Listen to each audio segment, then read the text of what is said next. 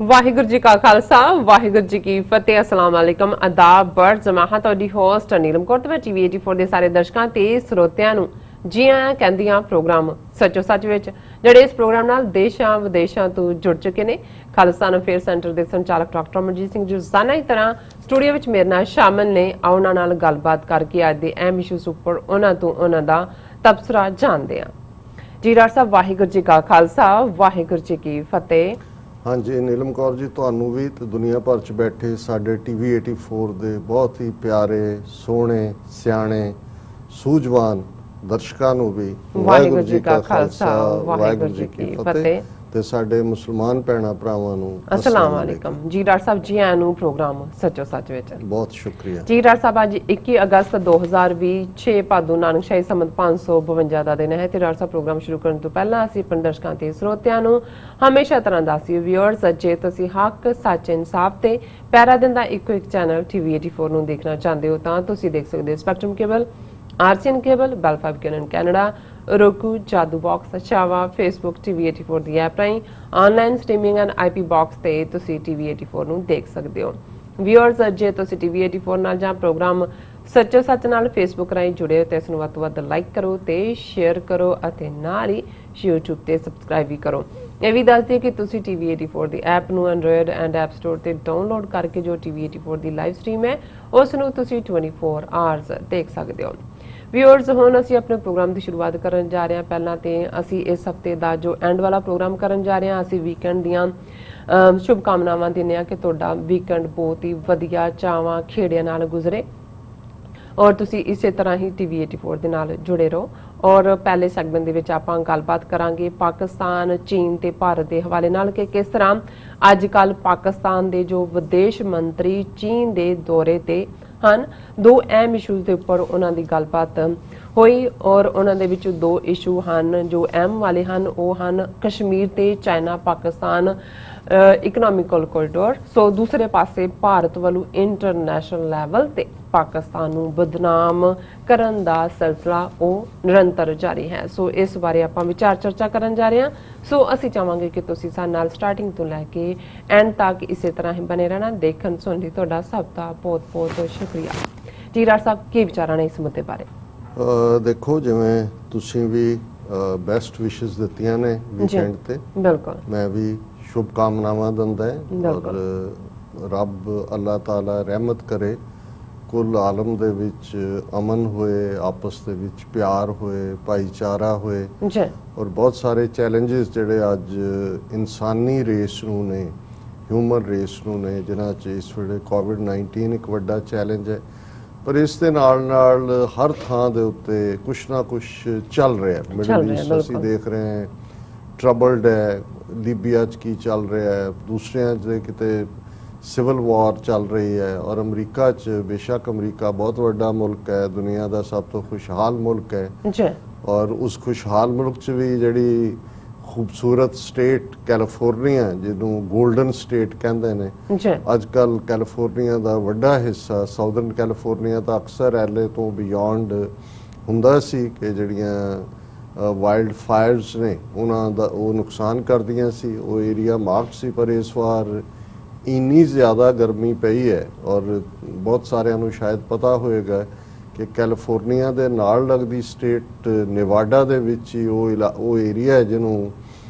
ਜਿਹੜਾ ਹੈ ਉਹ ਡੈਥ ਵੈਲੀ ਕਹਿੰਦੇ ਨੇ ਮੌਤ ਦੀ ਘਾਟੀ ਔਰ ਇਹ ਨਾਂ ਵੀ ਜਦੋਂ 19ਵੀਂ ਸਦੀ ਦੇ ਵਿੱਚ ਪਹਿਲੀ ਵਾਰ ਇਹ ਆਇਆ ਕਿ ਕੈਲੀਫੋਰਨੀਆ 'ਚ ਸੋਨਾ ਨਿਕਲਿਆ ਦਰਿਆਵਾਂ ਦੂਜਿਆਂ ਤੀਜਿਆਂ 'ਚ ਫਿਰ ਵੱਡਾ ਗੋਲਡ ਰਸ਼ ਉਹਨੂੰ ਕਹਿੰਦੇ ਸੀ ਔਰ ਉੱਥੋਂ ਲੰਘ ਕੇ ਆਉਣਾ ਪੈਂਦਾ ਸੀ ਔਰ ਇੱਕ ਇਹ ਆਮ ਸੀ ਕਿ ਉੱਥੇ ਕਿਉਂਕਿ ਘਾਟੀ ਹਮੇਸ਼ਾ ਹੁੰਦੀ ਹੈ ਨਾਲ ਦੋ ਪਹਾੜ ਹੁੰਦੇ ਨੇ ਤੇ ਉਹਨਾਂ ਦੇ ਵਿਚਕਾਰ ਜਿਹੜਾ ਸੋ ਪਹਾੜ ਚੜ੍ਹਨ ਤੋਂ ਪਹਿਲਾਂ ਉਸ ਘਾਟੀ 'ਚ ਹੀ ਬਹੁਤ ਸਾਰੇ ਲੋਕ ਮਰ ਜਾਂਦੇ ਸੀ ਕਿਉਂਕਿ ਗਰਮੀ ਇੱਕ ਵੱਡਾ ਕਾਰਨ ਸੀ ਔਰ 2 ਦਿਨ ਪਹਿਲਾਂ ਹੀ ਜਿਹੜਾ ਸਭ ਤੋਂ ਜ਼ਿਆਦਾ ਟੈਂਪਰੇਚਰ ਦੁਨੀਆ 'ਚ ਆਉਂਦਾ ਅਰਥ ਕਦੇ ਹਿਊਮਨ ਹਿਸਟਰੀ 'ਚ ਰਿਕਾਰਡ ਕੀਤਾ ਗਿਆ ਉਹ ਉਸ ਡੈਥ ਵੈਲੀ 'ਚ ਹੈ ਔਰ ਸ਼ਾਇਦ 134 ਜਾਂ 35 ਡਿਗਰੀ ਫਾਰਨਹਾਈਟ ਹੁਣ ਇਹ ਤੁਸੀਂ ਅਰਬ ਦਾ ਜਾਂ ਸਹਾਰਾ ਡੈਜ਼ਰਟ ਜਾਂ ਦੂਸਰਾ ਵੀ ਦੇਖੋ ਲੇਕਿਨ ਇਹਨੂੰ ਜਿਹੜੇ ਵੈਦਰ ਸਰਵਿਸ ਹੈ ਉਹਨਾਂ ਨੇ ਕਨਫਰਮ ਕੀਤਾ ਹੈ ਕਿ ਵੀ ਸਭ ਤੋਂ ਜਿਹੜਾ ਹੈ ਉਹ ਗਰਮ ਦਿਨ ਹਿਊਮਨ ਹਿਸਟਰੀ ਦਾ ਹੈ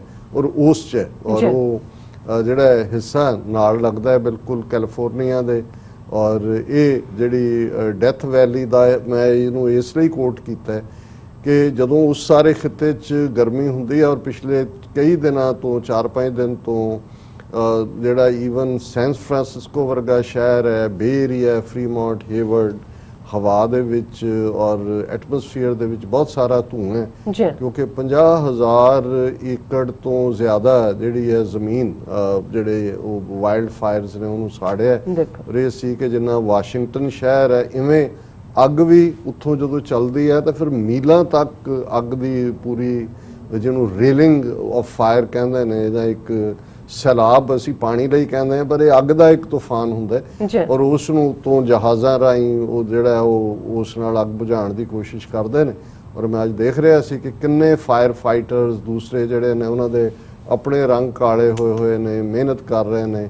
ਔਰ ਇੱਕ ਸੈਕਰਾਮੈਂਟੋ ਦੇ ਨੇੜੇ ਸ਼ਹਿਰ ਹੈ, 1 ਲੱਖ ਬੰਦਾ ਉੱਥੋਂ ਉਹਨਾਂ ਨੂੰ ਘਰਾਂ ਚੋਂ ਜਿਹੜਾ ਉਹਨਾਂ ਨੇ ਕੱਢ ਦਿੱਤਾ ਹੈ। ਔਰ ਇਹ ਬਹੁਤ ਵਾਰ ਈਵਨ ਬੇ ਏਰੀਆ 'ਚ 2 ਦਿਨ ਪਹਿਲਾਂ ਤੱਕ ਬਹੁਤ ਫਿਕਰ ਸੀ ਕਿ ਧੂਆਂ ਜਿੰਨਾ ਆ ਗਿਆ ਕਿ ਵੀ ਅੱਗ ਜਿਹੜੀ ਹੈ ਇਸ ਪਾਸੇ ਵੀ ਆ ਸਕਦੀ ਹੈ। ਸੋ ਮੈਂ ਸਮਝਦਾ ਵੀ ਬਹੁਤ ਵਾਰ ਅਸੀਂ ਸਮਝ ਰਹੇ ਹੁੰਦੇ ਆ ਜਿਹੜੇ ਖਾਸ ਤੌਰ ਤੇ ਸਾਡੇ ਸਾਊਥ ਏਸ਼ੀਆ ਜਾਂ ਅਫਰੀਕਾ ਜਾਂ ਦੂਸਰੇ ਦੇਸ਼ਾਂ 'ਚ ਬੈਠੇ ਲੋਕ ਨੇ ਕਿ ਅਮਰੀਕਾ 'ਚ ਬਸ ਸਾਰੇ ਜਿਹੜੇ ਨੇ ਬਾਹਰ ਪੀਜ਼ਾ ਖਾ ਰਹੇ ਨੇ ਔਰ ਐਨ ਪਾਰਕਾਂ 'ਚ ਘੁੰਮ ਰਹੇ ਨੇ। ਔਰ ਦੂਸਰਾ ਬੇਸ਼ੱਕ ਜਦੋਂ ਕੋਵਿਡ-19 ਨਾਲ 1.5 ਲੱਖ ਦੇ ਨੇੜੇ ਤੇੜੇ ਮੌਤਾਂ ਦੀ ਖਬਰ ਆਈ ਤੇ ਬਹੁਤੀ ਦੁਨੀਆ ਲਈ ਸ਼ੌਕ ਸੀ ਕਿ ਅਮਰੀਕਾ ਜਿੱਥੇ ਦੁਨੀਆ ਦੀਆਂ ਸਭ ਤੋਂ ਜ਼ਿਆਦਾ ਕਾਢਾਂ ਨਿਕਲਦੀਆਂ ਨੇ, ਸਾਇੰਸ ਅੱਗੇ ਹੈ, ਦੂਜਾ ਵੀ ਉਹਨਾਂ ਤੋਂ ਵੀ ਇਲਾਜ ਨਹੀਂ ਸਰਿਆ ਲੇਕਿਨ ਕੁਛ ਨਾ ਕੁਛ ਜਿਹੜਾ ਹੈ ਉਹ ਚੱਲ ਰਿਹਾ ਹੈ। ਔਰ ਮੈਂ ਸਮਝਦਾ ਹਾਂ ਵੀ ਇਹ ਵੀ ਜਿੱਥੇ ਇਨਸਾਨ ਦੀ ਰੈਜ਼ਿਲੀਅੰਸ ਵੀ ਹੈ, ਇਹ ਨਹੀਂ ਹੈ ਵੀ ਅਸੀਂ ਹਰ ਚੀਜ਼ ਨੂੰ ਲਾਈਂਗ ਡਾਊਨ ਲੈਂਦੇ ਹਾਂ। ਜੇ ਰੱਬ ਨੇ ਜਿਹਨੇ ਸਾਰੀ ਖੇਡ ਬਣਾਈ ਹੈ ਉਸ ਦੀ ਬਣਾਈ ਹੋਈ ਖਲਕਤ ਵੀ ਹੈ, ਉਹਦਾ ਬਣਾਇਆ ਯੂਨੀਵਰਸ ਵੀ ਹੈ, ਉਹ ਵਸਦਾ ਵੀ ਹੈ, ਸੁਹੱਪਣ ਵੀ ਅਸੀਂ ਕੁਦਰਤ 'ਚ ਦੇਖਦੇ ਹਾਂ। ਜਦੋਂ ਅਸੀਂ ਇਹ ਪੜ੍ਹਦੇ ਹਾਂ ਕਿ ਬਲਿਹਾਰੀ ਕੁਦਰਤ ਵਸਿਆ ਤੇਰਾ ਅੰਤ ਨਾ ਜਾਈ ਲਖਿਆ ਕਿ ਬਲਿਹਾਰ ਕੁਰਬਾਨ ਸੈਕਰੀਫਾਈਸ ਅਨਟੂ ਕਿ ਤੂੰ ਕੁਦਰਤ ਦੇ ਵਿੱਚ ਵਸਦਾ। ਸਾਡੇ ਮਾਮਾ ਜੀ ਜਿਹੜੇ ਹੁਣ ਚੜ੍ਹਾਈ ਕਰ ਗਏ ਨੇ ਉਹ ਕਹਿੰਦੇ ਸੀ ਕਿ ਵੀ ਜੇ ਰੱਬ ਨੂੰ ਦੇਖਣਾ ਤੇ ਫਿਰ ਪਹਾੜਾਂ 'ਚ ਜਾਓ ਕਿ ਉੱਥੇ ਤੁਸੀਂ ਜਦੋਂ ਪਰਬਤ, ਪਹਾੜ, ਜੰਗਲ ਦੇਖਦੇ ਹੋ ਫਿਰ ਤੁਸੀਂ ਰੱਬ ਨੂੰ ਯਾਦ ਕਰਦੇ ਹੋ ਕਿ ਰੱਬ ਨੇ ਕੀ ਬਣਾਇਆ। ਤੇ ਜੇ ਕਹਿੰਦੇ ਸੀ ਬੰਦੇ ਨੂੰ ਦੇਖਣਾ ਫਿਰ ਸ਼ਹਿਰਾਂ 'ਚ ਜਾਓ, ਫੈਕਟਰੀਆਂ ਦੇਖੋ ਵੱਡੀਆਂ ਵੱਡੀਆਂ ਕਿ ਬੰਦੇ ਦੇ ਦਿਮਾਗ ਨੇ ਕੀ ਬਣਾਇਆ। ਔਰ ਇਸ ਸਾਰੇ 'ਚੋਂ ਮੈਂ ਸਮਝਦਾ ਹਾਂ ਵੀ ਫਿਰ ਵੀ ਬੰਦਾ ਵੀ ਰੱਬ ਦਾ ਹੀ ਬਣਾਇਆ ਹੋਇਆ ਹੈ। ਬਹੁਤ ਵਾਰ ਉਹਨੂੰ ਕਿਹਾ ਹੀ ਇਹ ਜਾਂਦਾ ਹੈ ਕਿ ਵੀ ਰੱਬ ਦੀ ਬੈਸਟ ਕ੍ਰੀਏਸ਼ਨ ਹੈ ਪਰ ਨਾਲ ਦੀ ਨਾਲ ਸ਼ੈਤਾਨ ਵੀ ਨਿਕਲ ਆਇਆ ਔਰ ਸ਼ੈਤਾਨ ਆਪਣਾ ਕੰਮ ਵੀ ਕਰਦਾ। ਔਰ ਜਿਹੜੀ ਸਾਰੀ ਰੂਹਾਨੀਅਤ ਦੀ ਗੱਲ ਵੀ ਹੁੰਦੀ ਹੈ ਉਹ ਸ਼ੈਤਾਨ ਔਰ ਰੱਬ ਦੇ ਵਿਚਾਲੇ ਕਿਹਨੂੰ ਕੌਣ ਖਿੱਚਦਾ ਹੈ, ਕੌਣ ਕਿਹਦਾ ਖਿੱਚਿਆ ਤੁਰਿਆ ਜਾਂਦਾ ਹੈ, ਇਹੀ ਹੁੰਦਾ ਹੈ। ਹਾਲਾਂਕਿ ਸ਼ੈਤਾਨ ਦਾ ਕੰਮ ਸੌਖਾ ਹੁੰਦਾ ਹੈ ਕਿਉਂਕਿ ਜਿਹੜੇ ਰੱਬੀ ਬੰਦੇ ਨੇ ਉਹ ਜਿੰਨੀ ਮਿਹਨਤ ਕਰਕੇ ਕਰ ਲੋ ਇੱਕੋ ਹੀ ਚੁਟਕੀ ਮਾਰ ਕੇ ਥੱਲੇ ਸੁੱਟ ਦਿੰਦਾ ਹੈ। ਔਰ ਜਿਵੇਂ ਮੈਨੂੰ ਯਾਦ ਹੈ ਵੀ ਅਸ਼ਫਾਕ ਅਹਿਮਦ ਬਹੁਤ ਵੱਡੇ ਪਾਕਿਸਤਾਨ ਦੇ ਚਿੰਤਕ ਵੀ ਹੋਏ, ਡਰਾਮੇ ਦੀ ਦੁਨੀਆ 'ਚ, ਔਰ ਉਹਨਾਂ ਦੇ ਐਲੀਆ ਜਿਹੜੀ ਕੁਦਸੀਆ ਬਾਨੋ ਜਿਹੜੀ ਜੋੜੀ ਇੱਕ ਬੜੀ ਮਹਿਬੂਬ ਜੋੜੀ ਰਹੀ ਕਿਉਂ ਲਿਟਰਰੀ ਹਲਕਿਆਂ 'ਚ ਵੀ ਸਿੱਖਾਂ ਨਾਲ ਵੀ ਬਹੁਤ ਮੁਹੱਬਤ ਕਰਦੇ ਸੀ। ਤੇ ਉਹਨਾਂ ਨੇ ਇੱਕ ਵਾਰ ਇਹ ਕਿਹਾ ਕਿ ਵੀ ਆਪਣੇ ਕਿਉਂਕਿ ਉਹਨਾਂ ਦਾ ਮੁਕਤਸਰ ਸਾਹਿਬ ਦੇ ਨੇੜੇ ਦਾ ਪਿੰਡ ਸੀ ਜਿੱਥੋਂ ਉਹਨਾਂ ਦੇ ਬਜ਼ੁਰਗ ਉੱਥੇ ਵੈਟਨੇਰੀਅਨ ਸੀ, ਡਾਕਟਰ ਸਨ, ਉੱਥੋਂ ਗਏ ਤੇ ਉਹ ਉੱਥੋਂ ਦੇ ਉਹਨਾਂ ਦਾ ਇੱਕ ਕਿੱਸਾਕਾਰੀ ਦਾ ਸਟਾਈਲ ਸੀ ਬੜਾ ਖੂਬਸੂਰਤ। ਹੁਣ ਵੀ ਮੈਂ ਉਹਨੂੰ ਬਹੁਤ ਐਡਮਾਇਰ ਕਰਦਾ ਕਿ ਉਹਨਾਂ ਨੇ ਆਪਣੀ ਗੱਲ ਕਹਿਣ ਦੇ ਲਈ ਇੱਕ ਕਹਾਣੀ ਵੀਵਨ ਕਰਨੀ ਜਿਹੜੀ ਜ਼ਾਹਰ ਹੈ ਟਰੂਥ ਸੱਚ ਤੇ ਮਬਨੀ ਹੁੰਦੀ ਸੀ। ਉਹਨਾਂ ਨੇ ਕਿਹਾ ਕਿ ਵੀ ਸਾਡੇ ਪਿੰਡ ਦੇ ਵਿੱਚ ਇੱਕ ਬਜ਼ੁਰਗ ਜਿਹੜੀ ਬਹੁਤ ਯੰਗ ਉਮਰ 'ਚ ਵਿਆਹ ਹੋ ਗਈ ਸੀ, ਵਿਡੋ, ਤੇ ਉਹ ਬੜੀ ਪੋਜ਼ਿਟਿਵ ਹਰ ਗੱਲਾਂ ਕਰਨੀਆਂ। ਔਰ ਮੇਰੇ ਸ਼ਾਇਦ ਉਹਨਾਂ ਨੇ ਆਪਣੇ ਭਰਾ ਦਾ ਜ਼ਿਕਰ ਕੀਤਾ ਕਿ ਉਹਨੇ ਰੋਜ਼ ਕਹਿਣਾ ਕਿ ਵੀ ਇਹਨੂੰ ਬੇਬੇ ਨੂੰ ਜੋ ਮਰਜ਼ੀ ਕਹੀਏ ਕੋਈ ਨਾ ਹਰ ਗੱਲ ਨੂੰ ਪੋਜ਼ਿਟਿਵ ਹੀ ਕਰਦੀ ਹੈ। ਤਾਂ ਉਹਨੇ ਇੱਕ ਦਿਨ ਜਾ ਕੇ ਕਿਹਾ ਕਿ ਵੀ ਬੇਬੇ ਦੱਸ ਵੀ ਸ਼ੈਤਾਨ ਬਾਰੇ ਤੇਰਾ ਕੀ ਖਿਆਲ ਹੈ। ਕਹਿੰਦੇ ਹਾਏ ਮਰ ਜਾਣਾ, ਬਹੁਤ ਮਿਹਨਤ ਕਰਦਾ ਇਹ ਕੰਮ ਦੇ ਪਿੱਛੇ ਪੈ ਜਾਏ ਉਹਨੂੰ ਛੱਡਦਾ ਨਹੀਂ ਹੈਗਾ। ਸੋ ਕਹਿਣ ਦਾ ਮਤਲਬ ਇਹ ਹੈ ਕਿ ਵੀ ਜਦੋਂ ਸਾਡੇ 'ਚ ਟੈਂਪਟੇਸ਼ਨਸ ਹੁੰਦੀਆਂ ਨੇ, ਸ਼ੈਤਾਨ ਦਾ ਕੰਮ ਤਾਂ ਇਹੀ ਹੁੰਦਾ ਹੈ ਕਿ ਵੀ ਉਹ ਸਾਨੂੰ ਡੇਗਦਾ ਹੈ। ਜੀ ਔਰ ਬਹੁਤ ਵਾਰ ਇਹ ਜਿਹੜੀਆਂ ਆਪਦਾਵਾਂ ਨੇ ਜਾਂ ਵਬਾਵਾਂ ਨੇ ਜਾਂ ਇਹ ਚੈਲੰਜਸ ਨੇ ਔਰ ਇਹ ਨੈਗੇਟਿਵਿਟੀਜ਼ ਨੇ, ਜੀ ਇਹ ਰੱਬ ਦੇ ਬੰਦਿਆਂ ਦਾ ਵਿਸ਼ਵਾਸ ਹੋਰ ਵੀ ਪੁਖਤਾ ਕਰਦੀਆਂ। ਟੈਸਟ ਵੀ ਹੁੰਦਾ ਹੈ ਜੀ ਔਰ ਇਸੇ ਲਈ ਜਦੋਂ ਕੋਈ ਮੁਸ਼ਕਲ ਚੋਂ ਲੰਘ ਰਿਹਾ ਹੁੰਦਾ ਸਾਡੇ ਕਹਿਣਗੇ ਵੀ ਰੱਬ ਨੇ ਜਿਹਨੂੰ ਬਹੁਤ ਆਲਾ ਨੰਬਰਾਂ ਨਾਲ ਪਾਸ ਕਰਨਾ ਉਹਨੂੰ ਜ਼ਿੰਦਗੀ 'ਚ ਬਹੁਤ ਟਫ ਇਮਤਿਹਾਨ ਦਿੰਦਾ ਕਿ ਔਖੀ ਹਾਲਤ ਚੋਂ ਗੁਜ਼ਾਰਦਾ। ਸੋ ਅਸੀਂ ਸਮਝਦੇ ਹਾਂ ਕਿ ਸਾਡਾ ਜਿੱਥੇ ਆਪਣੇ ਘਰਾਂ 'ਚ ਮਹਿਫੂਜ਼ ਹੈ, ਰੱਬ ਦਾ ਦਿੱਤਾ ਹੋਇਆ ਅੰਨ ਪਾਣੀ ਰਿਜ਼ਕ ਉਸ ਨੂੰ ਇੰਜੋਏ ਕਰਦੇ ਆ, ਆਪਣੇ ਘਰੇਲੂ ਸੁੱਖਾਂ ਨੂੰ ਕਰਦੇ ਆ, ਉੱਥੇ ਆਪਣੀਆਂ ਯਾਦਾਂ ਦੇ ਵਿੱਚ ਆਪਣੀਆਂ ਦੁਆਵਾਂ ਦੇ ਵਿੱਚ ਦੋ ਵੇਲੇ ਉਹਨਾਂ ਦੇ ਲਈ ਵੀ ਦੁਆ ਕਰੀਏ, ਉਹਨਾਂ ਨੂੰ ਵੀ ਯਾਦ ਕਰੀਏ ਜਿਹੜੇ ਮਹਿਰੂਮ ਨੇ, ਜਿਨ੍ਹਾਂ ਦੇ ਕੋਲ ਉਹ ਸਾਧਨ ਨਹੀਂ ਨੇ, ਜਿਹੜੇ ਮੁਸ਼ਕਲਾਂ 'ਚ ਨੇ, ਜਿਹੜੇ ਕਿਸੇ ਨਾ ਕਿਸੇ ਕੁਦਰਤ ਦੇ ਉਸ ਸਾਰੇ ਰੰਗ ਦੇ ਵਿੱਚ ਜਿਹੜੇ ਨੇ ਕਿਤੇ ਪੋਜ਼ਿਟਿਵ ਕਿਤੇ ਨੈਗੇਟਿਵ ਹੈ। ਕਿਉਂਕਿ ਇਹ ਫਿਰ ਸਾਨੂੰ ਉਸ ਵੱਡੇ ਇਨਸਾਨੀ ਪਰਿਵਾਰ ਦੇ ਨਾਲ ਜੋੜਦਾ ਹੈ ਜਿਸ ਦਾ ਅਸੀਂ ਹਿੱਸਾ ਹੈ। ਕਿਉਂਕਿ ਔਰ ਕੱਲਾ ਇਨਸਾਨੀ ਪਰਿਵਾਰ ਨਹੀਂ, ਰੱਬ ਨੇ ਅਕਾਲ ਪੁਰਖ ਨੇ ਇਹੋ ਜਿਹੀ ਸਾਡੀ ਹੋਣੀ ਲਿਖੀ ਹੋਈ ਹੈ। ਔਰ ਅਸੀਂ ਇਹ ਦੇਖਿਆ ਜੇ ਵਾਈਲਡ ਫਾਇਰਸ ਦੀ ਗੱਲ ਕਰੀਏ, ਆਸਟ੍ਰੇਲੀਆ ਦੇ ਵਿੱਚ ਜਦੋਂ ਵਾਈਲਡ ਫਾਇਰਸ ਨੇ ਕਿੰਨੀ ਤਬਾਹੀ ਕੀਤੀ, 2 ਬਿਲੀਅਨ ਤੋਂ ਜ਼ਿਆਦਾ ਜਿਹੜੇ ਜੰਗਲੀ ਜਾਨਵਰ ਨੇ ਜਾਂ ਦੂਜੇ ਨੇ ਉੱਥੇ ਖਾਸ ਤੌਰ ਤੇ ਕੈਂਗਰੂ ਜਾਂ ਕੰਗਾਰੂ ਵੀ ਉਹਨਾਂ ਨੂੰ ਕਹਿੰਦੇ ਨੇ, ਉਹ ਕਿੰਨੇ ਮਾਰੇ ਗਏ ਔਰ ਦੁਨੀਆ ਭਰ ਦੇ ਵਿੱਚ ਇੱਕ ਹਾਹਾਕਾਰ ਮਚੀ। ਔਰ ਇਹੀ ਹਾਲ ਅਸੀਂ ਦੇਖਦੇ ਹਾਂ ਜਦੋਂ ਕਦੇ ਸਮੁੰਦਰਾਂ ਦੇ ਵਿੱਚ ਸਾਡੀ ਬਦੌਲਤ ਕਿਤੇ ਆਇਲ ਸਪਿਲ ਹੁੰਦੀ ਹੈ, ਕਿਤੇ ਹੋਰ ਉਹਦੇ 'ਚ ਸੁੱਟਿਆ ਜਾਂਦਾ ਹੈ ਕੁਛ, ਔਰ ਉਹਦੇ 'ਚ ਕਿੰਨੇ ਜਿਹੜੀ ਹੈ ਸਮੁੰਦਰੀ ਲਾਈਫ ਮਰਦੀ ਹੈ। ਔਰ ਉਹ ਅਲਟੀਮੇਟਲੀ ਇੱਕ ਇਸ ਕਿਸਮ ਦਾ ਸਰਕਲ ਹੈ, ਉਹ ਅਸਮਾਨਾਂ 'ਚ ਵਾਪਰੇ, ਧਰਤੀ ਤੇ ਵਾਪਰੇ, ਸਮੁੰਦਰ 'ਚ ਵਾਪਰੇ, ਇਹਨੂੰ ਕਹਿੰਦੇ ਨੇ ਕਿ it will get back to us. ਇਹ ਸਾਨੂੰ ਜਿਹੜਾ ਆ ਕੇ ਸਤਾਏਗਾ ਕਿਸੇ ਨਾ ਕਿਸੇ ਪਾਸਿਓਂ। ਸੋ ਕੁਦਰਤ ਦੇ ਨਾਲ ਵੀ ਹਮਾਂਗੀ ਰੱਖਣਾ ਕਿ ਵੀ ਉਹਦੇ ਨਾਲ ਛੇੜਛਾੜ ਨਾ ਕਰੀਏ, ਫੈਲੋ ਹਿਊਮਨ ਬੀਇੰਗਸ ਦੇ ਨਾਲ ਵੀ, ਔਰ ਜ਼ਾਹਿਰ ਹੈ ਕਿ ਵੀ ਐਨੀਮਲ ਕਿੰਗਡਮ ਦੇ ਨਾਲ ਵੀ, ਜਿਨ੍ਹਾਂ ਦੇ ਨਾਲ ਸਾਡਾ ਬਹੁਤ ਕੁਝ ਜੁੜਿਆ ਹੋਇਆ ਹੈ ਔਰ ਇਹੀ ਸਾਡੀਆਂ ਸਾਂਝਾਂ ਨੇ। ਸੋ ਅਸੀਂ ਇਹੀ ਰੱਬ ਅੱਗੇ ਅਰਦਾਸ ਕਰਦੇ ਹਾਂ ਕਿ ਜਿਹਨੂੰ ਅਸੀਂ ਅਕਸਰ ਬਾਣੀ ਦੇ ਵਿੱਚ ਦੁਹਰਾਉਂਦੇ ਹਾਂ, ਜਗਤ ਜਲੰਦਾ ਰੱਖ ਲੈ ਆਪਣੀ ਕਿਰਪਾ ਧਾਰ, ਜਿਤ ਦੁਆਰੈ ਉਭਰੈ ਤਿਤੈ ਲਿਹੁ ਉਬਾਰ। ਕਿ ਹੇ ਨਿਰੰਕਾਰ, ਹੇ ਰੱਬ, ਹੇ ਵਾਹਿਗੁਰੂ, ਹੇ ਅੱਲਾਹ ਤਾਲਾ, ਇਹ ਜਿਹੜਾ ਸੜਦਾ ਸੰਸਾਰ ਹੈ, ਸਾਰਾ ਜੱਗ ਜਿਹੜਾ ਸੜ ਰਿਹਾ, ਇਹਨੂੰ ਆਪਣੀ ਕਿਰਪਾ ਦੇ ਨਾਲ, ਆਪਣੀ ਬਖਸ਼ਿਸ਼ ਨਾਲ, ਆਪਣੀ ਰਹਿਮਤ ਨਾਲ ਇਸ ਦੀ ਰੱਖਿਆ ਕਰ, ਜਿਵੇਂ ਵੀ ਹੁੰਦੀ ਜਿੱਤ ਦੁਆਰਾ ਉਭਰੇ, ਜਿਹੜੇ ਵੀ ਪਾਸਿਓਂ ਇਸ ਨੂੰ ਉਭਾਰਿਆ ਜਾ ਸਕਦਾ ਹੈ, ਇਸ ਨੂੰ ਜਿਹੜਾ ਉਹ ਡਿਫੈਂਡ ਕੀਤਾ ਜਾ ਸਕਦਾ ਹੈ, ਦਿੱਤਾ ਲਿਓ ਉਭਾਰ। ਹੁਣ ਅਸੀਂ ਆਪਣੇ ਸਬਜੈਕਟ ਵੱਲ ਆਉਂਦੇ ਹਾਂ। ਜ਼ਾਹਰ ਹੈ ਕਿ ਸਾਡਾ ਖਿੱਤਾ ਔਰ ਪਿਛਲੇ ਦਿਨਾਂ ਤੋਂ ਬਹੁਤ ਸਾਰੀਆਂ ਕਾਲਾਂ ਵੀ ਨੇ ਲਗਾਤਾਰਤਾ ਦੇ ਨਾਲ, ਔਰ ਇਹ ਜ਼ਾਹਰ ਹੈ ਕਿ ਜੋ ਕੁਝ ਚੱਲ ਰਿਹਾ ਸਾਡੇ ਖਿੱਤੇ 'ਚ ਇਹ ਸਾਡੇ ਲਈ ਹੋਪ ਵੀ ਹੈ। ਬਿਲਕੁਲ, ਕਿਉਂਕਿ ਅਕਸਰ ਜੇ ਅੱਜ ਬੀਜੇਪੀ ਦੇ ਹਿੰਦੂ ਤਵੀ ਇਹ ਕਹਿੰਦੇ ਨੇ ਕਿ ਜੀ ਅਸੀਂ ਇਸ ਕ੍ਰਾਈਸਿਸ ਨੂੰ ਓਪਰਚੁਨਿਟੀ 'ਚ ਬਦਲ ਦਿਓ, ਔਰ ਬਦਲ ਰਹੇ हैं, ਔਰ ਜ਼ਾਹਿਰ ਹੈ ਬਦਲ ਰਹੇ ਨੇ। ਕਿੰਨੇ ਆਰਡੀਨੈਂਸ ਉਹਨਾਂ ਨੇ ਕੱਢੇ ਨੇ, ਕਿੰਨੇ ਚੁੱਕ ਕੇ ਅੰਦਰ ਦੇ ਦਿੱਤੇ ਨੇ, ਕਿਸ ਕਿਸਮ ਦਾ ਜਿਹੜਾ ਕੋਈ ਜੋ ਹੁਣ ਪ੍ਰਸ਼ਾਂਤ ਭੂਸ਼ਣ ਮੁੱਦੇ ਦੇ ਉੱਤੇ ਸੁਪਰੀਮ ਕੋਰਟ ਰਗੜਾ ਦੇਣ ਤੇ ਲੱਗਾ ਹੋਇਆ ਹੈ। ਸੁਸਾਇਟੀ 'ਚ ਬੇਸ਼ੱਕ ਜਾਗਦੀਆਂ ਜ਼ਮੀਰਾਂ ਵਾਲੇ ਨੇ ਜਿਹੜੇ ਬੋਲ ਰਹੇ ਨੇ। ਔਰ ਅੱਜ ਹੀ ਮੈਂ ਇੱਕ ਡਿਬੇਟ ਦੇਖ ਰਿਹਾ ਸੀ, ਯੋਗਿੰਦਰ ਯਾਦਵ ਜਿਹੜਾ ਕਦੇ ਆਮ ਆਦਮੀ ਪਾਰਟੀ 'ਚ ਵੀ ਰਲਿਆ ਹੈ ਪਰ ਇੱਕ ਚੰਗਾ ਥਿੰਕਰ ਹੈ, ਪ੍ਰਸ਼ਾਂਤ ਭੂਸ਼ਣ ਨੂੰ ਵੀ ਸਮਝਦਾ ਹੈ। ਉਹਨੂੰ ਕੋਈ ਇੰਟਰਵਿਊ ਕਰ ਰਿਹਾ ਸੀ, ਹੋਰ ਅੱਛਾ ਪੱਤਰਕਾਰ, ਤੇ ਉਹਨੂੰ ਉਹ ਪੁੱਛਦਾ ਹੈ ਕਿ ਵੀ ਜੋ ਸੁਪਰੀਮ ਕੋਰਟ ਨੇ ਕਿਹਾ ਜੀ ਸਾਡੀ ਤੋਹੀਨ ਹੋਈ, ਕੰਟੈਂਪਟ ਆਫ ਕੋਰਟ ਕਰਤਾ ਪ੍ਰਸ਼ਾਂਤ ਭੂਸ਼ਣ ਨੇ, ਕਿ ਸੱਚਮੁੱਚ ਉਹਨੇ ਲక్ష్మణ ਰੇਖਾ ਲੰਘੀ ਹੈ, ਲక్ష్మణ ਰੇਖਾ ਕ੍ਰਾਸ। ਤੇ ਉਹਨੇ ਕਿਹਾ ਕਿ ਜੇ ਸੱਚ ਬੋਲਣਾ ਲక్ష్మణ ਰੇਖਾ ਹੈ ਤੇ ਉਹ ਸੱਚ ਵਾਲੇ ਪਾਸੇ ਖੜਾ ਹੈ, ਉਹਨੇ ਝੂਠ ਵਾਲੇ ਪਾਸਿਓਂ ਕ੍ਰਾਸ ਕਰ ਲਿਆ ਔਰ ਉਹ ਜਿਹੜਾ ਉਹ ਸੱਚ ਦੇ ਨਾਲ ਖੜਾ ਹੈ ਕਿ ਜੋ ਚੱਲ ਰਿਹਾ ਹੈ। ਜੇ ਉਹਨੇ ਕਿਹਾ ਕਿ ਵੀ 2010 ਚ ਉਹਨੇ ਕਿਹਾ ਅੱਧਿਓਂ ਜ਼ਿਆਦਾ ਸੁਪਰੀਮ ਕੋਰਟ ਦੇ ਜਿਹੜੇ ਜੱਜ ਨੇ ਉਹ ਕਰਪਟ ਨੇ, ਉਹਨੇ ਨਾਲ ਐਫੀਡੇਵਿਟ ਦੇ ਕੇ ਹਰ ਇੱਕ ਦਾ ਸਬੂਤ ਦਿੱਤਾ ਹੈ। ਉਹਨੇ ਕਿਹਾ ਵੀ ਕਿੱਥੇ ਹੈ ਸੁਪਰੀਮ ਕੋਰਟ ਜਿਹੜੇ ਜਿਹਨੂੰ ਇੰਨੇ ਅਹਿਮ ਜਿਹੜੇ ਨੇ ਉਹ ਇਸ਼ੂ ਨੇ, ਕਸ਼ਮੀਰ ਦੇ ਵਿੱਚ 1 ਸਾਲ ਤੋਂ ਜ਼ਿਆਦਾ ਹੋ ਗਿਆ ਹੈ, ਸੈਂਕੜਿਆਂ ਪਬਲਿਕ ਇੰਟਰਸਟ ਲਿਟੀਗੇਸ਼ਨਸ ਨੇ, ਕੋਈ ਕਾਰਵਾਈ ਨਹੀਂ ਹੈ। ਫੰਡਾਮੈਂਟਲ ਰਾਈਟ ਇੱਕ ਪਾਸੇ ਸੁਪਰੀਮ ਕੋਰਟ ਦਾ ਫੈਸਲਾ ਹੈ, ਇੰਟਰਨੈਟ ਨੂੰ ਮੌਲਿਕ ਅਧਿਕਾਰ ਕਹਿੰਦਾ ਹੈ, ਫੰਡਾਮੈਂਟਲ ਰਾਈਟ ਕਹਿੰਦਾ ਹੈ, ਦੂਸਰੇ ਪਾਸੇ ਉੱਥੇ ਉਹ ਬੰਦ ਕੀਤਾ ਹੋਇਆ। ਔਰ ਜੋ ਬਾਕੀ 'ਚ ਵੀ ਚੱਲ ਰਿਹਾ ਹੈ, UAPA ਦੇ ਥੱਲੇ ਕੀ ਚੱਲ ਰਿਹਾ, ਸੁਪਰੀਮ ਕੋਰਟ ਕੋਲ ਕੋਈ ਵਕਤ ਨਹੀਂ ਹੈ ਕਿ ਵੀ ਉਹ ਕਿਸੇ ਚੀਜ਼ ਦੇ ਉੱਤੇ ਜਿਹੜੇ ਇਹ ਕੇਸ ਨੇ, ਔਰ ਉਹਨਾਂ ਨੂੰ ਇਹ 2 ਟਵੀਟ ਨਜ਼ਰ ਆ ਗਿਆ ਕਿ ਵੀ ਉਹਨੇ ਕਰ ਦਿੱਤੇ ਨੇ ਕਿ ਜੀ ਸੁਪਰੀਮ ਕੋਰਟ ਆਪਣਾ ਕੱਦ ਛੋਟਾ ਕਰ ਰਿਹਾ ਕਿ ਉਹ ਜਸਟਿਸ ਨਹੀਂ ਕਰ ਰਿਹਾ। ਸੋ ਕੁੱਲ ਮਿਲਾ ਕੇ ਇੱਕ ਪਾਸੇ ਭਾਵੇਂ ਹਿੰਦੂ ਤਵੀਆਂ ਨੂੰ ਲੱਗਦਾ ਹੈ ਵੀ ਉਹਨਾਂ ਦੇ ਲਈ ਇਹ ਵੱਡੀ ਓਪਰਚੁਨਿਟੀ ਆ ਗਈ ਹੈ ਔਰ ਉਹਨਾਂ ਨੇ ਵਿਰੋਧ ਨੂੰ ਵੀ ਦਰੜ ਦੇਣਾ ਹੈ, ਬਾਕੀਆਂ ਨੂੰ ਵੀ ਦਰੜ ਦੇਣਾ ਹੈ, ਪਰ ਦੂਸਰੇ ਪਾਸੇ ਮੈਂ ਸਮਝਦਾ ਵੀ ਸਾਡੇ ਲਈ ਵੀ ਇਹ ਇੱਕ ਵੱਡੀ ਓਪਰਚੁਨਿਟੀ ਹੈ। ਔਰ ਮੈਂ ਬਹਾਦਰ ਕਸ਼ਮੀਰੀਆਂ ਨੂੰ ਮੁਬਾਰਕਬਾਦ ਔਰ ਰੋਜ਼ਾਨਾ ਜਿਵੇਂ ਅਸੀਂ ਇੱਕ ਸੈਗਮੈਂਟ ਕਰਦੇ ਹਾਂ ਦਾਦ ਵੀ ਦਿੰਦੇ ਕਿ ਉਹਨਾਂ ਨੇ ਜਿਸ ਅੰਦਾਜ਼ ਦੇ ਵਿੱਚ ਆਪਣੀ ਗੱਲ ਜਾਰੀ ਰੱਖੀ ਹੋਈ ਹੈ।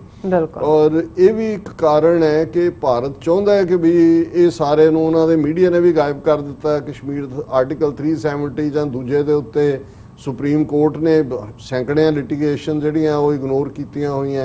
ਔਰ ਇਸ ਸਭ ਦੇ ਬਾਵਜੂਦ ਕਿਉਂਕਿ ਕਸ਼ਮੀਰ ਦੇ ਪਹਿਲਾਂ ਉਹਨਾਂ ਨੇ ਇੱਕ ਪਾਸਿਓਂ ਜਿਹੜਾ ਉਹ 5 ਅਗਸਤ 2019 ਤੋਂ 2 ਦਿਨ ਪਹਿਲਾਂ ਹੀ ਕਸ਼ਮੀਰ ਵਾਦੀ ਨੂੰ ਕੱਟ ਕੇ ਲਾਕਡਾਊਨ ਕਰ ਦਿੱਤਾ ਲਾਅ ਐਂਡ ਆਰਡਰ ਦੇ ਥੱਲੇ।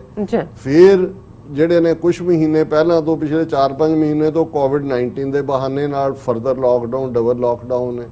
ਲੇਕਿਨ ਇਹਦੇ ਬਾਵਜੂਦ ਕਸ਼ਮੀਰ ਦੇ ਵਿੱਚ ਜਿਵੇਂ ਅਸੀਂ ਰੋਜ਼ਾਨਾ ਗੱਲ ਕਰਦੇ ਹਾਂ ਜੁਝਾਰੂਆਂ ਦਾ ਚੈਲੰਜ ਵੀ ਹੈ ਔਰ ਜਿਹੜੀ ਸਪਿਰਿਟ ਹੈ ਹੁਣ ਇੱਥੇ ਜੰਮੂ ਦੇ ਨੇੜੇ ਰਿਆਸੀ ਕੇ ਰਜੌਰੀ ਉੱਥੇ ਕਿਸੇ ਹਿੰਦੂ ਪ੍ਰੀਸਟ ਨੇ ਉਹ ਆਇਆ ਤਾਂ ਨਹੀਂ ਕੀ ਕਿਹਾ ਉਹਨਾਂ ਨੇ, ਕਿਉਂਕਿ ਇਹ ਵੀ ਚੰਗੀ ਗੱਲ ਹੁੰਦੀ ਹੈ ਕਿ ਪ੍ਰੋਫਿਟ ਮੁਹੰਮਦ ਸਾਹਿਬ ਦੇ ਅਗੇਂਸਟ ਜਿਹੜਾ ਕੋਈ ਘਟੀਆ ਟਿੱਪਣੀ ਕੀਤੀ ਹੈ। ਹੁਣ ਉਹ ਇਹ ਸਮਝਦੇ ਨੇ ਇਹ ਵੀ ਸਾਰੇ ਟਰਾਇੰਗ ਬੈਲੂਨ ਨੇ ਜਾਂ ਟੈਸਟਿੰਗ ਬੈਲੂਨ ਨੇ, ਕਿਉਂਕਿ ਇੱਕ ਪਾਸੇ ਤਾਂ ਪੋਲੀਟੀਕਲੀ ਉਹਨਾਂ ਨੇ ਭਾਰਤ 'ਚ ਉਹ ਮਾਹੌਲ ਬਣਾ ਦਿੱਤਾ ਕਿ ਕੋਈ ਬੋਲ ਹੀ ਨਹੀਂ ਸਕਦਾ, ਕੁਛ ਨਹੀਂ ਸਕਦਾ। ਔਰ ਅਸੀਂ ਦੇਖਿਆ ਕਿ ਬਾਬਰੀ ਮਸਜਿਦ ਢਾਈ ਸ਼ਹੀਦ ਕੀਤੀ ਔਰ ਮੰਦਿਰ ਉੱਥੇ ਬਣਾ ਧਰਿਆ। ਈਵਨ ਐਂਡ ਦੇ ਵਿੱਚ 200 ਮਿਲੀਅਨ ਮੁਸਲਮਾਨਾਂ 'ਚੋਂ ਵੀ ਤੁਹਾਨੂੰ ਇੱਕ ਓਵੈਸੀ ਨੂੰ ਛੱਡ ਕੇ ਜਿਹਨੇ ਕਿਹਾ ਕਿ ਇਹ ਮਸਜਿਦ ਸੀ, ਮਸਜਿਦ ਹੈ, ਮਸਜਿਦ ਰਹੇਗੀ। ਇਹ ਵੀ ਇੱਕ ਡਿਫਾਈਂਸ ਹੈ। ਲੇਕਿਨ ਕਸ਼ਮੀਰ ਦੇ ਵਿੱਚ ਇਹਦੇ ਬਾਵਜੂਦ ਕਿ ਉਹਨਾਂ ਲੋਕਾਂ ਦਾ ਆਪਣਾ ਦਰਦ, ਆਪਣੀ ਪੀੜ ਕਿੰਨੀ ਹੈ, ਬਿਲਕੁਲ ਉਹਨਾਂ ਨੇ ਅੱਜ ਸ੍ਰੀਨਗਰ ਦੇ ਵਿੱਚ ਹਜ਼ਾਰਾਂ ਦੀ ਗਿਣਤੀ ਦੇ ਵਿੱਚ ਮੁਸਲਮਾਨ ਕਸ਼ਮੀਰੀ ਜਿਹੜੇ ਨੇ ਉਹ ਬਾਹਰ ਨਿਕਲੇ।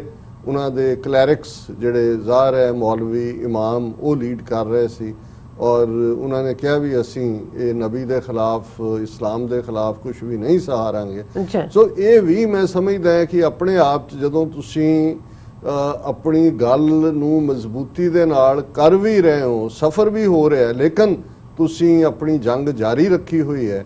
ਔਰ ਮੈਂ ਸਮਝਦਾ ਵੀ ਇਸ ਮਾਮਲੇ ਦੇ ਵਿੱਚ ਚੀਨ ਦੇ ਨਾਲ ਜਿਹੜਾ ਭਾਰਤ ਦਾ ਟਕਰਾਅ ਹੈ ਇਹ ਵੀ ਇੱਕ ਆਪਣੇ ਆਪ 'ਚ ਇੱਕ ਪੋਜ਼ਿਟਿਵ ਗੱਲ ਵੀ ਹੋਈ ਹੈ, ਕਿਉਂਕਿ ਇਸ ਨਾਲ ਕਸ਼ਮੀਰ ਦਾ ਇਸ਼ੂ ਚਾਈਨਾ, ਕਿਉਂਕਿ ਇਹਨਾਂ ਨੇ ਲਦਾਖ ਯੂਨੀਅਨ ਟੈਰੀਟਰੀ ਬਣਾਇਆ, ਜ਼ਾਹਰ ਹੈ ਇਹਦੇ ਨਾਲ ਜੋ ਚੀਨ ਨਾਲ ਇਹਨਾਂ ਦੇ ਐਗਰੀਮੈਂਟ ਸੀ 1981 ਦੇ ਵਿੱਚ, 1993 'ਚ ਉਹ ਸਾਰੇ ਹੀ ਜਿਹੜੇ ਨੇ ਉਹ ਉਹਨਾਂ ਦੀ ਮੁੱਕ ਗਈ ਲੈਗੇਸੀ ਜਾਂ ਉਹਨਾਂ ਦੀ ਲੀਗੈਲਿਟੀ, ਉਹਦਾ ਕਾਨੂੰਨੀ ਮੁੱਕ ਗਿਆ। ਕਿਉਂਕਿ ਜੇ ਤੁਸੀਂ ਯੂਨੀਲੈਟਰਲੀ ਕੋਈ ਚੇਂਜ ਕਰਦੇ ਹੋ, ਇੱਕ ਤਾਂ ਯੂਨੀਲੈਟਰਲ ਚੇਂਜ ਕਰਨ ਨਾਲ ਪਾਕਿਸਤਾਨ ਦੇ ਨਾਲ ਜਿਹੜਾ ਪਾਕਿਸਤਾਨ ਦਾ ਹੱਕ ਹੈ ਕਿ ਉਹ ਉੱਥੇ ਉਹਨੂੰ ਜਿਸ ਮਰਜ਼ੀ ਲੈਵਲ ਤੇ ਹੁਣ ਡੀਲ ਕਰੇ, ਕਿਉਂਕਿ ਇਹ ਜੇ ਇਹ ਵੀ ਮੰਨ ਲਿਆ ਜਾਏ ਜੀ UN 'ਚੋਂ ਸ਼ਿਮਲਾ ਐਗਰੀਮੈਂਟ ਦੇ ਥੱਲੇ ਬਾਈਲੈਟਰਲ ਹੋ ਗਿਆ ਸੀ, ਤੁਸੀਂ ਕਰਨ ਤੋਂ ਪਹਿਲਾਂ ਪਾਕਿਸਤਾਨ ਦੇ ਨਾਲ ਸਲਾਹ ਕੀਤੀ ਹੈ ਜਾਂ ਪਾਕਿਸਤਾਨ ਦੇ ਨਾਲ ਕੋਈ ਪੈਕੇਜ ਕੀਤਾ ਹੈ ਵੀ ਅਸੀਂ ਐਨੈਕਸ ਕਰਨ ਲੱਗੇ। ਸੋ ਜ਼ਾਹਿਰ ਹੈ ਕਿ ਇਹਨੂੰ ਮੈਂ ਆਈਨੀ ਗੁੰਡਾਗਰਦੀ ਲਫ਼ਜ਼ ਐਵੇਂ ਨਹੀਂ ਕਢਿਆ ਹੋਇਆ ਹੈ ਹੀ ਇਹ ਕਨਸਟੀਟਿਊਸ਼ਨਲ ਗੁੰਡਾ ਕੀਤਾ, ਕਨਸਟੀਟਿਊਸ਼ਨਲ ਹੀ ਹੈ ਜੀ, ਅਸੀਂ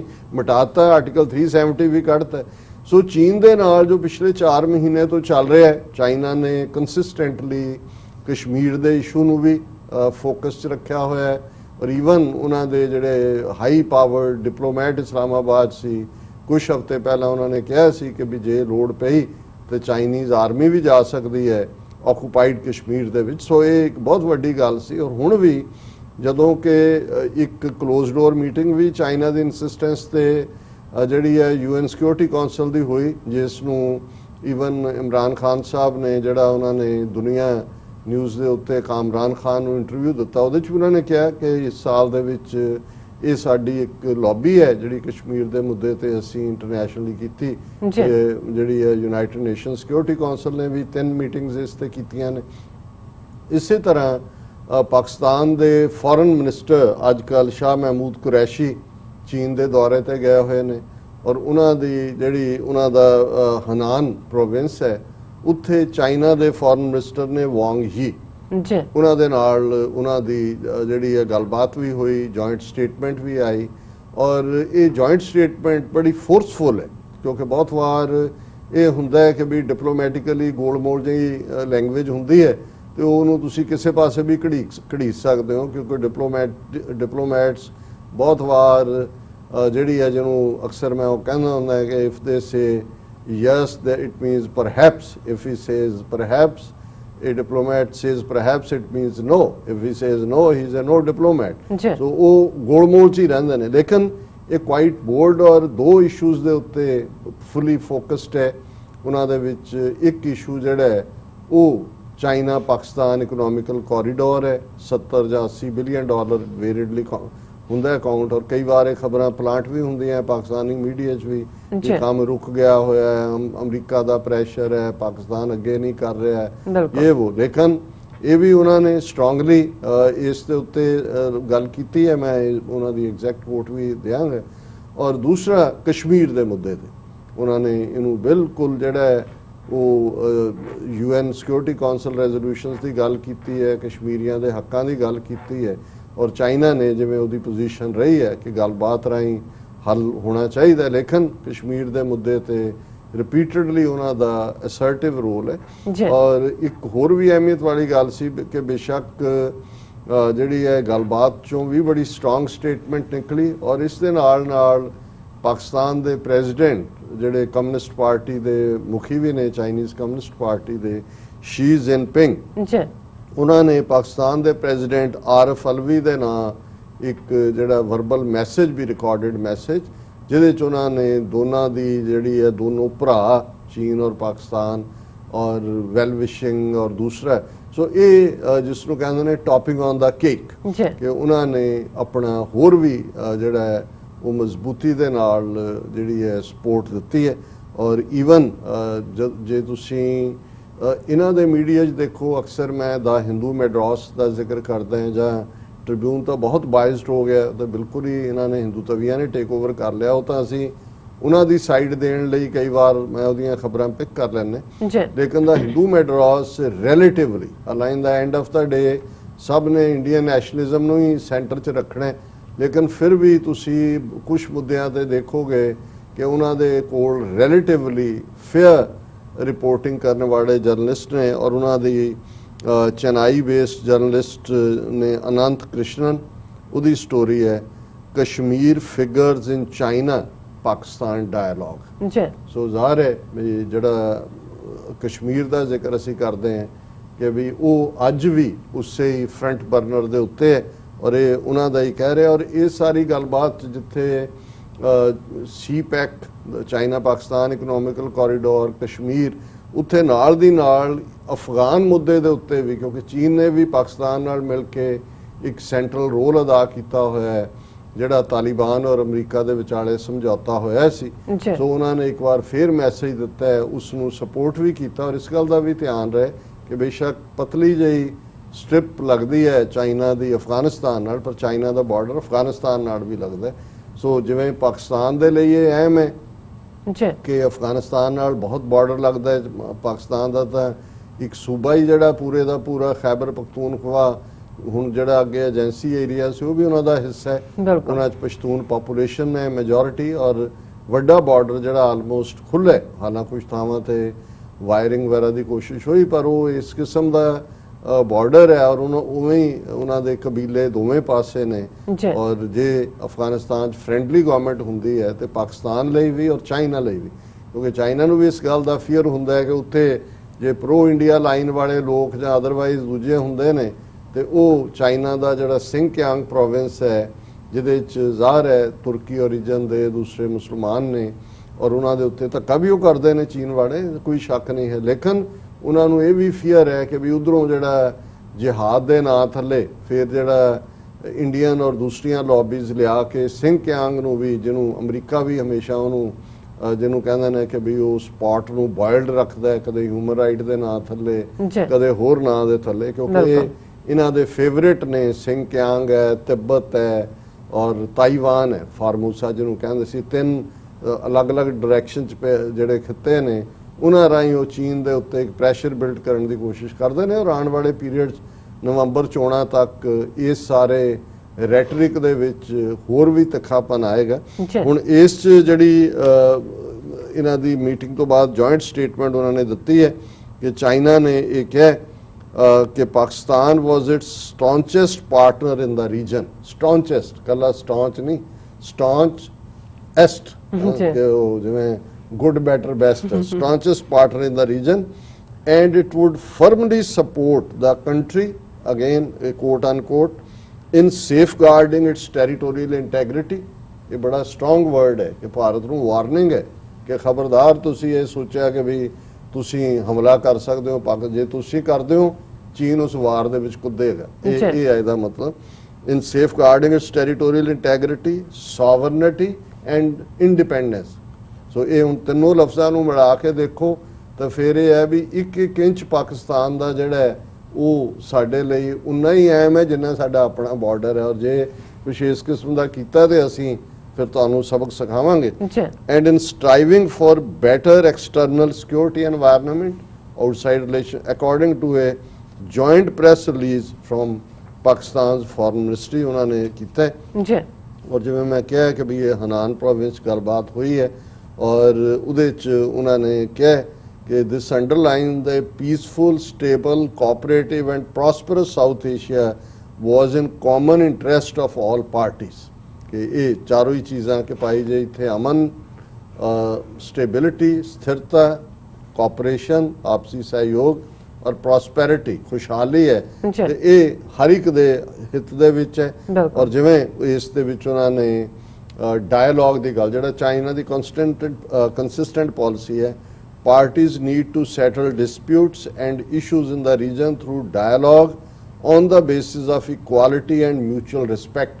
हाँ कि भी गलबात बराबरी ते नहीं जे असी साहब हुंदे हैं तो तुसी तुहानू असी नौकरां वांग डील करांगे। वो तो हुण असी दूसरे सैगमेंट गल करांगे कि किवें नेपाल और बांग्लादेश ने भी अखां च अखां पा के गल कर रहे की गल है किधर नू मूँह चुक के।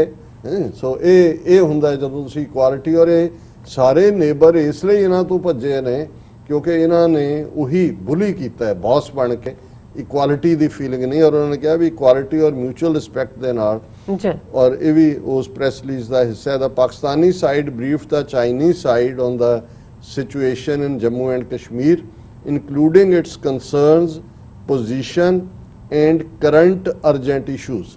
ਦਾ Chinese side reiterated that Kashmir issue is a dispute left over from history between India and Pakistan, which is an objective fact, and that the dispute should be resolved peacefully and properly through the UN Charter, relevant Security Council resolutions and bilateral agreements. China opposes any unilateral actions that complicate the situation। So ਜ਼ਾਹਰ ਹੈ ਕਿ ਵੀ ਹੁਣ ਇਸ ਤੋਂ strong statement ਹੋਰ ਕੀ ਹੋ ਸਕਦੀ ਹੈ। ਔਰ ਇਸ ਸਾਰੇ 'ਚ ਉਹਨਾਂ ਨੇ ਮੈਂ ਮੈਸੇਜ ਦੀ ਗੱਲ ਕੀਤੀ ਹੈ ਕਿ ਪ੍ਰੈਜ਼ੀਡੈਂਟ ਐਲਵੀ ਦਾ ਨਾਮ ਉਹਨਾਂ ਨੇ ਦਿੱਤਾ ਹੈ, ਉਸ ਦਾ ਜ਼ਿਕਰ ਹੈ। ਔਰ ਅਫਗਾਨ ਪ੍ਰੋਸੈਸ ਬਾਰੇ ਵੀ ਉਹਨਾਂ ਨੇ ਇਹ ਗੱਲ ਬੜੀ ਕਲੀਅਰਲੀ ਕਹੀ। The both also agreed to strengthen cooperation on the Afghan issue and appreciated the efforts made by Afghan government and the Taliban to initiate the intra Afghan negotiations.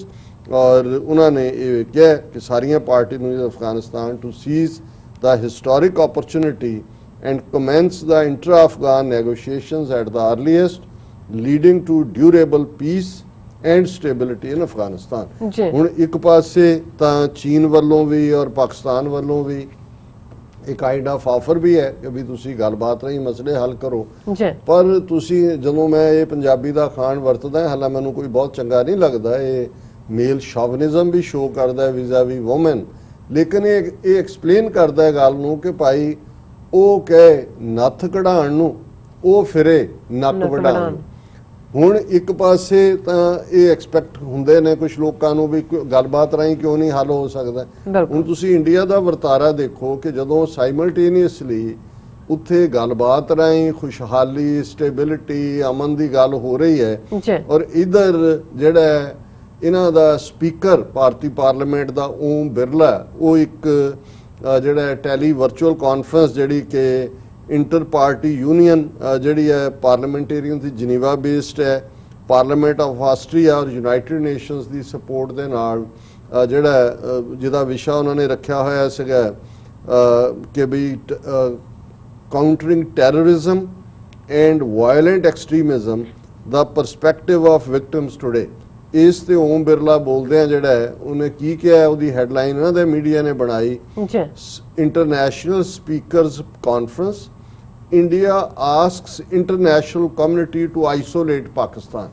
ਹੁਣ ਇਹ ਓਮ ਬਿਰਲਾ ਉਹਦੇ 'ਚ ਇਹ ਕਹਿ ਰਿਹਾ ਹੈ ਕਿ ਇਹ 5th ਵਰਲਡ ਕਾਨਫਰੰਸ ਹੈਗੀ speakers of the world parliaments.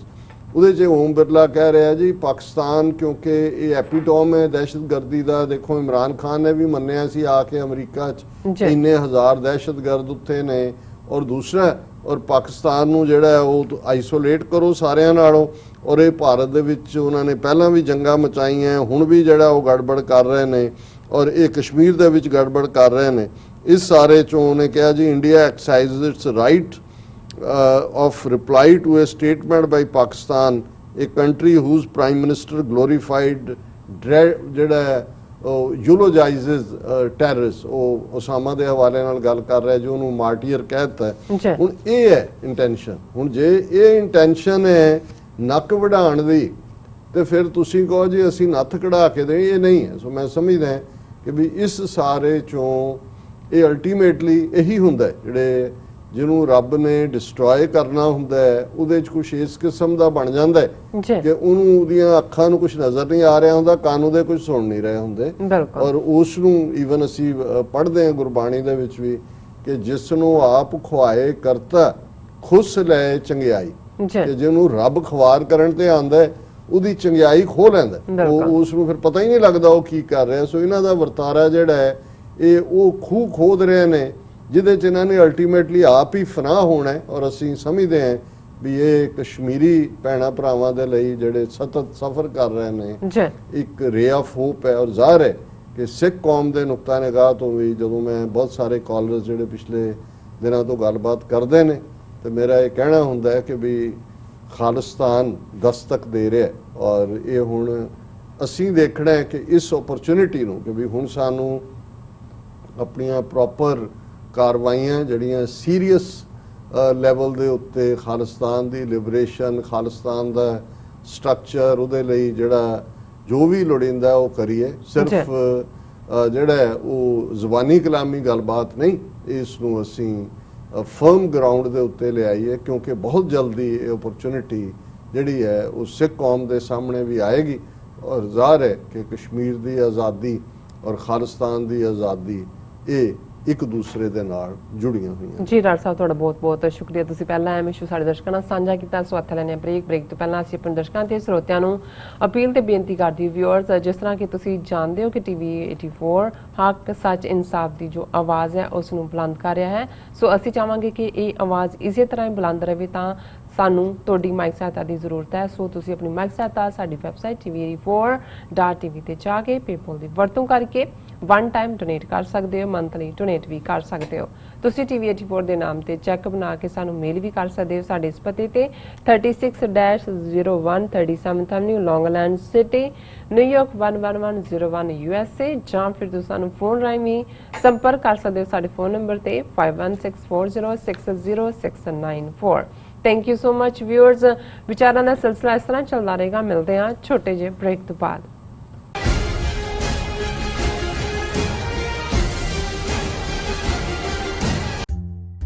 ਇਹ ਦੋ ਵਿਚਾਰਧਾਰਾਵਾਂ ਵਿਚਾਲੇ ਟੱਕਰ ਦੀ ਵਾਰਤਾ ਹੈ। ਇਹ ਕਿਤਾਬ ਪੁਜਾਰੀ ਦੀ ਸਮਰੱਥਾ ਤੇ ਤਿੱਖਾ ਪ੍ਰਹਾਰ ਕਰਦੀ ਹੈ। ਨਾਸਤਕ ਵਿਚਾਰਧਾਰਾ ਵਾਲਿਆਂ ਵੱਲੋਂ ਉਠਾਏ ਗਏ ਸਵਾਲ ਗੁਰੂ ਨਾਨਕ ਸਾਹਿਬ ਜੀ ਦੇ ਸਵਾਲਾਂ ਨਾਲ ਬਹੁਤ ਮੇਲ ਖਾਂਦੇ ਹਨ। ਫਰਕ ਇੰਨਾ ਹੈ ਕਿ ਨਾਸਤਕ ਲੋਕ ਆਪਣੇ ਸਵਾਲਾਂ ਦੇ ਜਵਾਬ ਪੁਜਾਰੀ ਕੋਲੋਂ ਭਾਲਦੇ ਹਨ, ਜਦਕਿ ਗੁਰੂ ਨਾਨਕ ਸਾਹਿਬ ਜੀ ਉਹਨਾਂ ਦਾ ਜਵਾਬ ਸਰਬ ਵਿਆਪਕ ਨਿਹਚਲ ਹੁਕਮ ਦੀ ਅਗਵਾਈ ਵਿੱਚੋਂ ਰੋਸ਼ਨਾਉਂਦੇ ਹਨ। Sole enemy of a Sikh Brahminism English ਵਿੱਚ, ਜਾਂ ਸਿੱਖ ਦਾ ਇੱਕੋ ਵੈਰੀ ਬ੍ਰਾਹਮਣਵਾਦ ਪੰਜਾਬੀ ਵਿੱਚ, ਗੁਰਪ੍ਰੀਤ ਸਿੰਘ ਜੀਪੀ ਵੱਲੋਂ ਲਿਖੀ ਕਿਤਾਬ ਹੁਣੇ ਮੰਗਵਾਓ ਜੀ। ਤੁਸੀਂ Amazon, Barnes and Noble ਜਾਂ Flipkart ਆਨਲਾਈਨ ਪਲੇਟਫਾਰਮਸ ਤੋਂ ਆਰਡਰ ਕਰ ਸਕਦੇ ਹੋ। Are you tired of property violations, ECB court hearings wasting your time? AM Expediting Drafting and Design is the solution for your problems. AM Expediting Drafting and Design offers services that range from architectural drawings to expediting services to DOB, FDNY, and other agencies. Or visit their location at 116-15 Myrtle Avenue in Richmond Hill. Call AM Expediting Drafting and Design now at 718-725-0059. ਕੀ ਤੁਹਾਨੂੰ 30, 40 ਜਾਂ 50 ਦਿਨ wait ਕਰਨੀ ਪੈ ਰਹੀ ਹੈ ਤੁਹਾਡੇ check ਲਈ? ਫਿਰ ਬ੍ਰੋਕਰਾਂ ਪਿੱਛੇ ਭੱਜਦੇ ਫਿਰਦੇ ਹੋ ਪੈਸੇ ਲਈ। ਬਹੁਤ ਜ਼ਿਆਦਾ ਟਾਈਮ ਵੇਸਟ ਹੋ ਜਾਂਦਾ ਇੱਦਾਂ ਤਾਂ। ਜੇ ਤੁਸੀਂ ਅੱਜ ਹੀ ਪੈਸੇ ਲੈਣੇ ਤਾਂ ਬੌਬਟੇਲ ਨੂੰ ਕਾਲ ਕਰੋ। ਬੌਬਟੇਲ ਤੁਹਾਡੀਆਂ ਇਨਵੋਇਸਿਸ ਸੇਮ ਡੇ ਫੰਡ ਕਰ ਸਕਦੇ ਹਨ for a small fee, no contract, no reserve and no hidden fees. ਅੱਜ ਹੀ ਕਾਲ ਕਰੋ ਬੌਬਟੇਲ ਨੂੰ ਤੇ ਤੁਹਾਡਾ ਪਹਿਲਾ ਮਹੀਨਾ ਫ੍ਰੀ। 410-204-2084 ਅਗੇਨ 410-204-2084।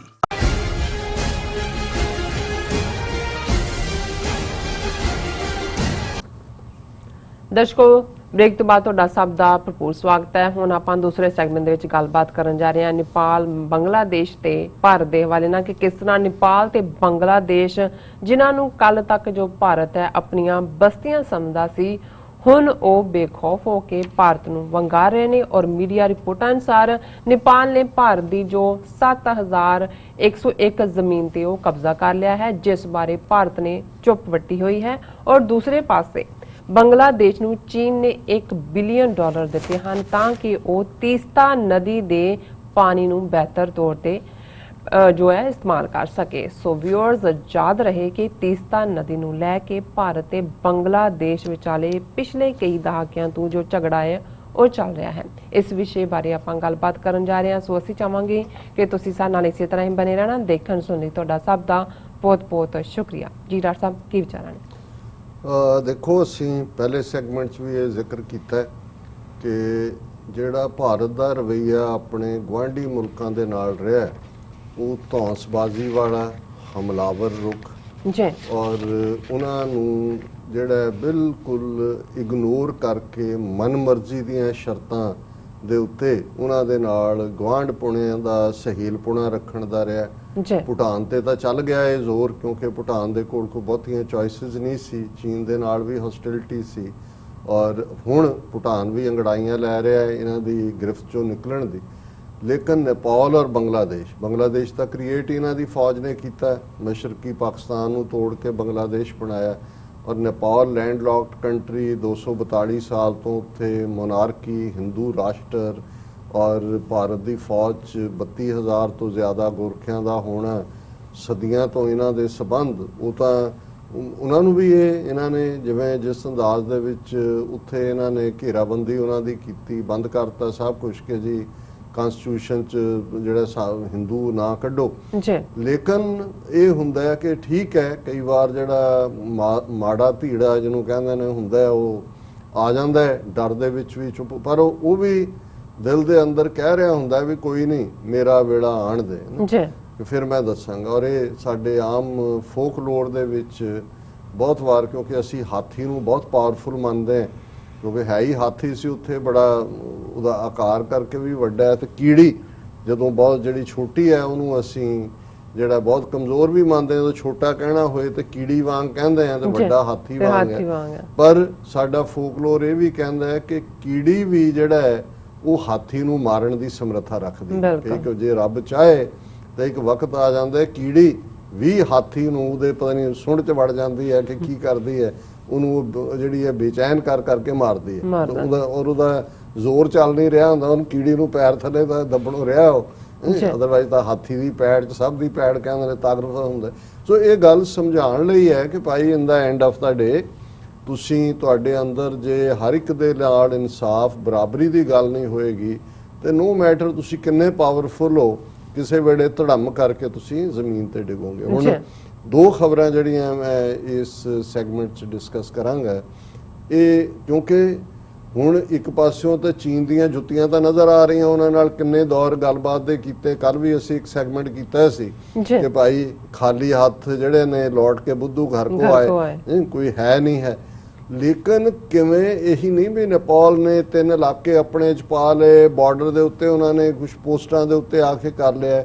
ਇਹ ਇਹਨਾਂ ਦੇ ਮੀਡੀਆ ਦੀ ਖਬਰ, ਕਿਉਂਕਿ main stream media so called ਇਹਨਾਂ ਦਾ, ਉਹ ਤਾਂ ਮੋਦੀ ਕੇ ਨੇ, ਉਹ ਨਹੀਂ ਦੱਸਣਗੇ ਕਿ ਨੇਪਾਲ ਕੱਲਾ ਜ਼ਬਾਨੀ ਕਲਾਮੀ ਉਹ ਮਤਾ ਕਰਕੇ ਨਹੀਂ ਬੈਠ ਗਏ।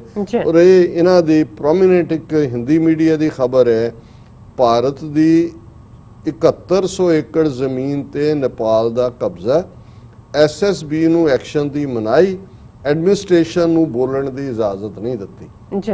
ਉਹਨੇ ਬਿਹਾਰ ਦਾ ਜ਼ਿਲ੍ਹਾ ਹੈ ਚੰਪਾਰਣ, ਔਰ ਇਹੀ ਚੰਪਾਰਣ ਹੈ ਜਿੱਥੇ ਕਦੇ ਪਹਿਲੀ ਵਾਰ ਗਾਂਧੀ ਨੇ ਆਪਣਾ ਜਿਹੜਾ ਨਾਨ ਕੋਆਪਰੇਸ਼ਨ ਦਾ ਐਜੀਟੇਸ਼ਨ ਵਰਕਰਸ ਨੇ ਸ਼ੁਰੂ ਕੀਤਾ ਸੀ, ਉੱਥੇ ਆਇਆ ਸੀ ਮੈਜਿਸਟ੍ਰੇਟ ਦੇ ਸਾਹਮਣੇ। ਉਹਨੇ ਕਿਹਾ ਸੀ ਕਿ ਜੀ ਮੈਂ ਕਾਨੂੰਨ ਦਾ ਤਾਂ ਸਤਿਕਾਰ ਕਰਦਾ, ਪਰ ਇੱਕ ਵੱਡਾ ਕਾਨੂੰਨ ਹੈ ਮੇਰੀ ਅੰਤਰ ਆਤਮਾ, ਉਹਦੇ ਥੱਲੇ ਮੈਂ ਆਇਆ ਔਰ ਮੈਂ ਜਿਹੜਾ ਉਹ ਤੁਹਾਨੂੰ ਜੋ ਤੁਸੀਂ ਮੇਰੀ ਰੱਖੀ ਹੈ ਬੌਂਡ ਦੀ ਰਕਮ ਮੈਂ ਨਹੀਂ ਪੇ ਕਰ ਸਕਦਾ। ਸੋ ਇਹ ਇੱਕ ਹਿਸਟੋਰੀਕਲ ਥਾਂ ਹੈ। ਲੇਕਿਨ ਇਹ ਚੰਪਾਰਨ ਜਿਹੜਾ ਜ਼ਿਲ੍ਹਾ ਬਿਹਾਰ ਦਾ ਹੈ, ਇਹ ਨੇਪਾਲ ਦੇ ਨਾਲ ਲੱਗਦਾ ਹੈ। ਔਰ ਇਹ ਖਬਰ ਹੈ ਵਾਲਮੀਕੀ ਨਗਰ ਉਸ ਖਿੱਤੇ 'ਚ ਹੈ ਕਿ ਜਿਸ ਨੇਪਾਲ ਨੂੰ ਭਾਰਤ ਕਦੇ ਸਮਝਦਾ ਸੀ ਕਿ ਇਹ ਸਾਡੇ ਸਾਹਮਣੇ ਕੁਝ ਵੀ ਨਹੀਂ ਹੈ, ਉਹਨੇ ਪੱਛਮੀ ਚੰਪਾਰਨ ਜ਼ਿਲ੍ਹੇ ਦੀ ਲਗਭਗ 7100 ਏਕੜ ਜ਼ਮੀਨ ਤੇ ਕਬਜ਼ਾ ਕੀਤਾ। ਇਹ ਸਿਲਸਿਲਾ ਅਜੇ ਵੀ ਜਾਰੀ ਹੈ।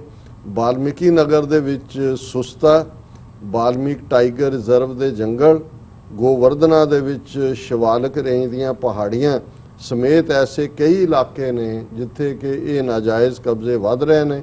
ਔਰ ਉਹ ਇਹੀ ਨਹੀਂ ਵੀ ਕਬਜ਼ੇ ਕਰ ਰਹੇ ਨੇ, ਕਿਉਂਕਿ ਡਿਊਲ ਸਿਟੀਜ਼ਨਸ਼ਿਪ ਹੈਗੀ ਹੈ ਨੇਪਾਲੀਆਂ ਔਰ ਇੰਡੀਅਨਸ ਦੇ ਵਿਚਾਲੇ, ਉਹ ਨਾਲ ਦੀ ਨਾਲ ਕਬਜ਼ਾ ਕਰਕੇ ਕਿਸੇ ਨੂੰ ਪਟੇ ਤੇ ਵੀ ਦੇ ਰਹੇ ਨੇ ਵੀ 99 ਸਾਲਾ ਪਟਾ ਤੇਰਾ, ਯਾਨੀ ਉਹ ਆਪਣੀ ਨੇਪਾਲ ਦੀ ਉਸ ਨੂੰ ਮਲਕੀਅਤ ਸਾਬਤ ਕਰ ਰਹੇ ਨੇ। ਔਰ ਇਸ ਮਾਮਲੇ ਦੇ ਵਿੱਚ ਉਹਨਾਂ ਦਾ ਜਿਹੜਾ ਡੀਐਮ ਹੈ ਡਾਕਟਰ ਨੀਲੇਸ਼ ਰਾਮਚੰਦਰ ਦੇਵਰ, ਉਹ ਕਹਿੰਦਾ ਜੀ ਕਿ ਇਹ ਇੰਟਰਨੈਸ਼ਨਲ ਮਸਲਾ ਹੈ ਔਰ ਇਹ ਜਿਹੜਾ ਜ਼ਮੀਨ ਦੇ ਉੱਤੇ ਐਨਕਰੋਚਮੈਂਟ ਹੋ ਰਹੀ ਹੈ ਔਰ ਇੱਥੇ ਲੋਕ ਜਿਹੜੇ ਨੇ ਡਬਲ ਡਿਊਲ ਸਿਟੀਜ਼ਨਸ਼ਿਪ ਦਾ ਫਾਇਦਾ ਚੁੱਕ ਰਹੇ ਨੇ ਔਰ ਜੰਗਲ ਚੋਂ ਕਰੋੜਾਂ ਰੁਪਏ ਦੇ ਕੀਮਤ ਦੇ ਜਿਹੜੇ ਦਰਖਤ ਨੇ ਉਹ ਵੀ ਕੱਟੇ ਜਾ ਰਹੇ ਨੇ।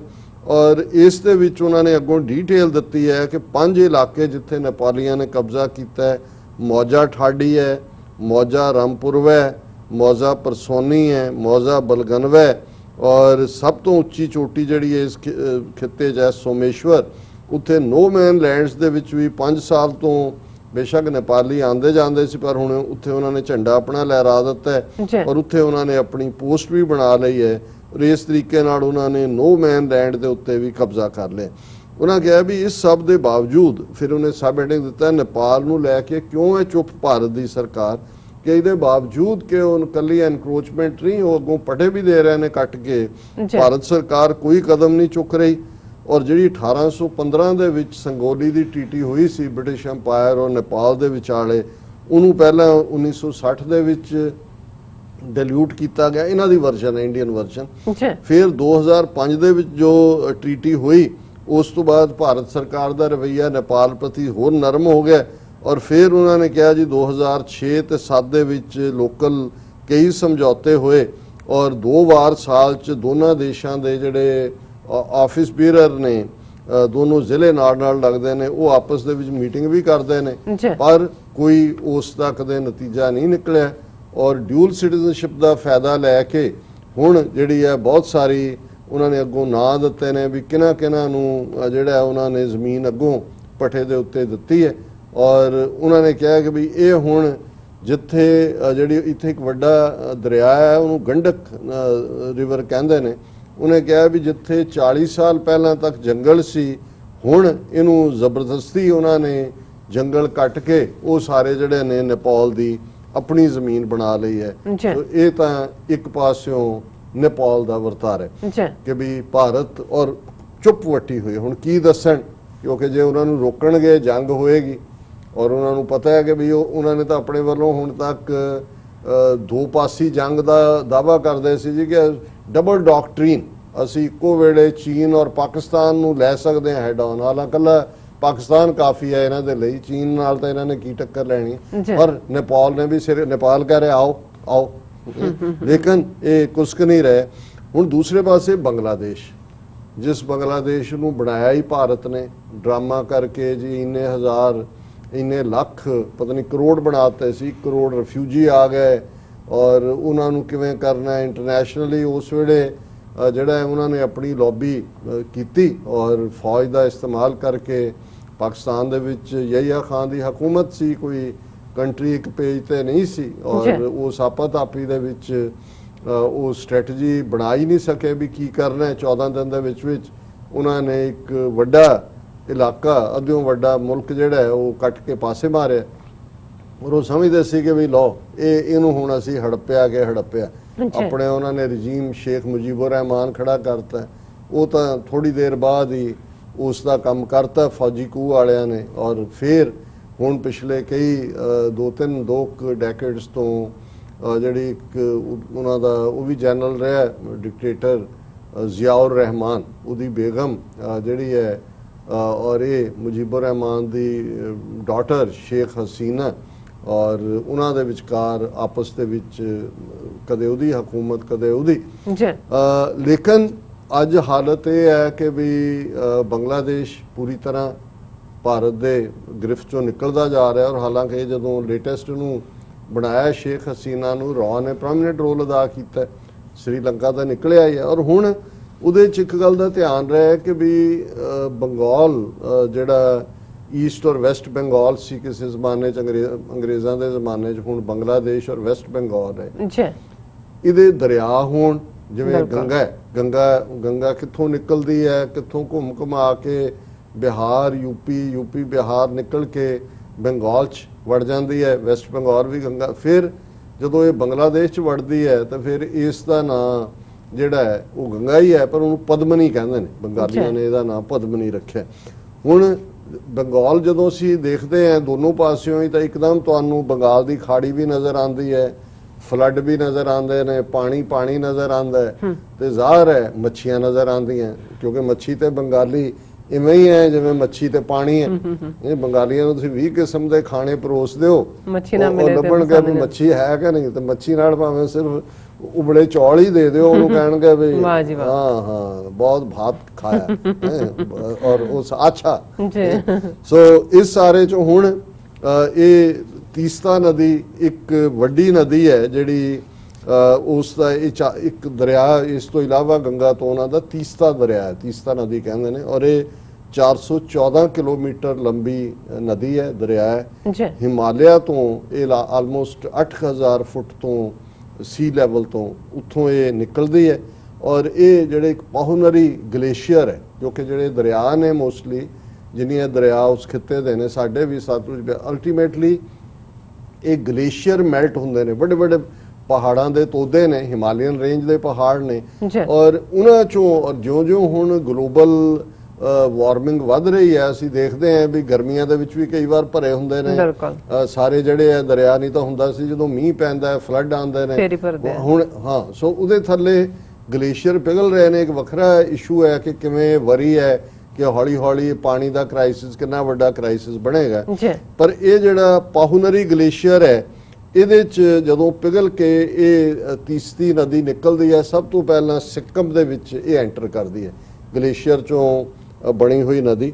ਔਰ ਉੱਥੋਂ ਇਹ ਐਂਟਰ ਕਰਦੀ ਹੈ ਵੈਸਟ ਬੰਗਾਲ, ਜਿਹੜਾ ਇੰਡੀਆ ਦਾ ਵੈਸਟ ਬੰਗਾਲ ਹੈ, ਫਿਰ ਬੰਗਲਾਦੇਸ਼ ਪਹੁੰਚ ਜਾਂਦੀ। ਹੁਣ ਬੰਗਲਾਦੇਸ਼ ਪਹੁੰਚ ਕੇ ਜਿਹੜਾ ਇੱਕ ਹੋਰ ਦਰਿਆ ਜਿਹੜਾ ਅਸਾਮ ਚੋਂ ਨਿਕਲਦਾ ਹੈ, ਅਸਾਮ ਤੋਂ ਵੀ ਉੱਪਰ ਚੀਨ ਚੋਂ ਨਿਕਲਦਾ ਹੈ, ਤਿੱਬਤ ਚੋਂ, ਬ੍ਰਹਮਪੁੱਤਰਾ ਜਿਹਨੂੰ ਕਹਿੰਦੇ ਨੇ। ਔਰ ਬ੍ਰਹਮਪੁੱਤਰਾ ਦਾ ਪਾਣੀ ਵੀ ਚੀਨ ਨੇ ਡਾਈਵਰਟ ਕਰ ਲੈਣਾ ਅਲਟੀਮੇਟਲੀ, ਔਰ ਉਹਦੇ ਥੱਲੇ ਵੈਸੇ ਹੀ ਭਾਰਤ ਦੇ ਇਹਨਾਂ ਸੂਬਿਆਂ ਨੂੰ ਕੁਝ ਨਹੀਂ ਮਿਲਣਾ। ਪਰ ਇਹ ਵੀ ਬ੍ਰਹਮਪੁੱਤਰਾ ਵੀ ਜਾ ਕੇ ਬੰਗਲਾਦੇਸ਼ ਦੇ ਵਿੱਚ ਐਂਡ ਹੁੰਦਾ ਹੈ। ਔਰ ਇਹ ਤੀਸਤਾ ਨਦੀ ਬ੍ਰਹਮਪੁੱਤਰਾ 'ਚ ਮਿਲ ਜਾਂਦੀ ਹੈ ਤੇ ਬ੍ਰਹਮਪੁੱਤਰਾ ਅੱਗੇ ਜਾ ਕੇ ਜਿਹੜੀ ਗੰਗਾ ਇਧਰੋਂ ਆਈ ਉੱਥੇ ਪਦਮਾ ਨਦੀ ਬਣੀ, ਉਸ ਦੇ ਵਿੱਚ ਜਾ ਕੇ ਮਿਲ ਜਾਂਦੀ ਹੈ। ਔਰ ਇਹ ਜਿਹੜੀ ਅੱਗੋਂ ਪਦਮਾ ਜਾ ਕੇ ਫਿਰ ਮੇਘਨਾ ਦਰਿਆ ਹੈ ਉਹਦੇ 'ਚ ਮਿਲ ਜਾਂਦੀ ਹੈ ਤੇ ਮੇਘਨਾ ਨਦੀ ਜਿਹੜੀ ਅਲਟੀਮੇਟਲੀ ਬੰਗਾਲ ਦੀ ਖਾੜੀ, ਬੇ ਆਫ ਬੰਗਾਲ ਜਿਹਨੂੰ ਕਹਿੰਦੇ ਨੇ, ਉਸ ਦੇ ਵਿੱਚ ਮਿਲ ਜਾਂਦੀ।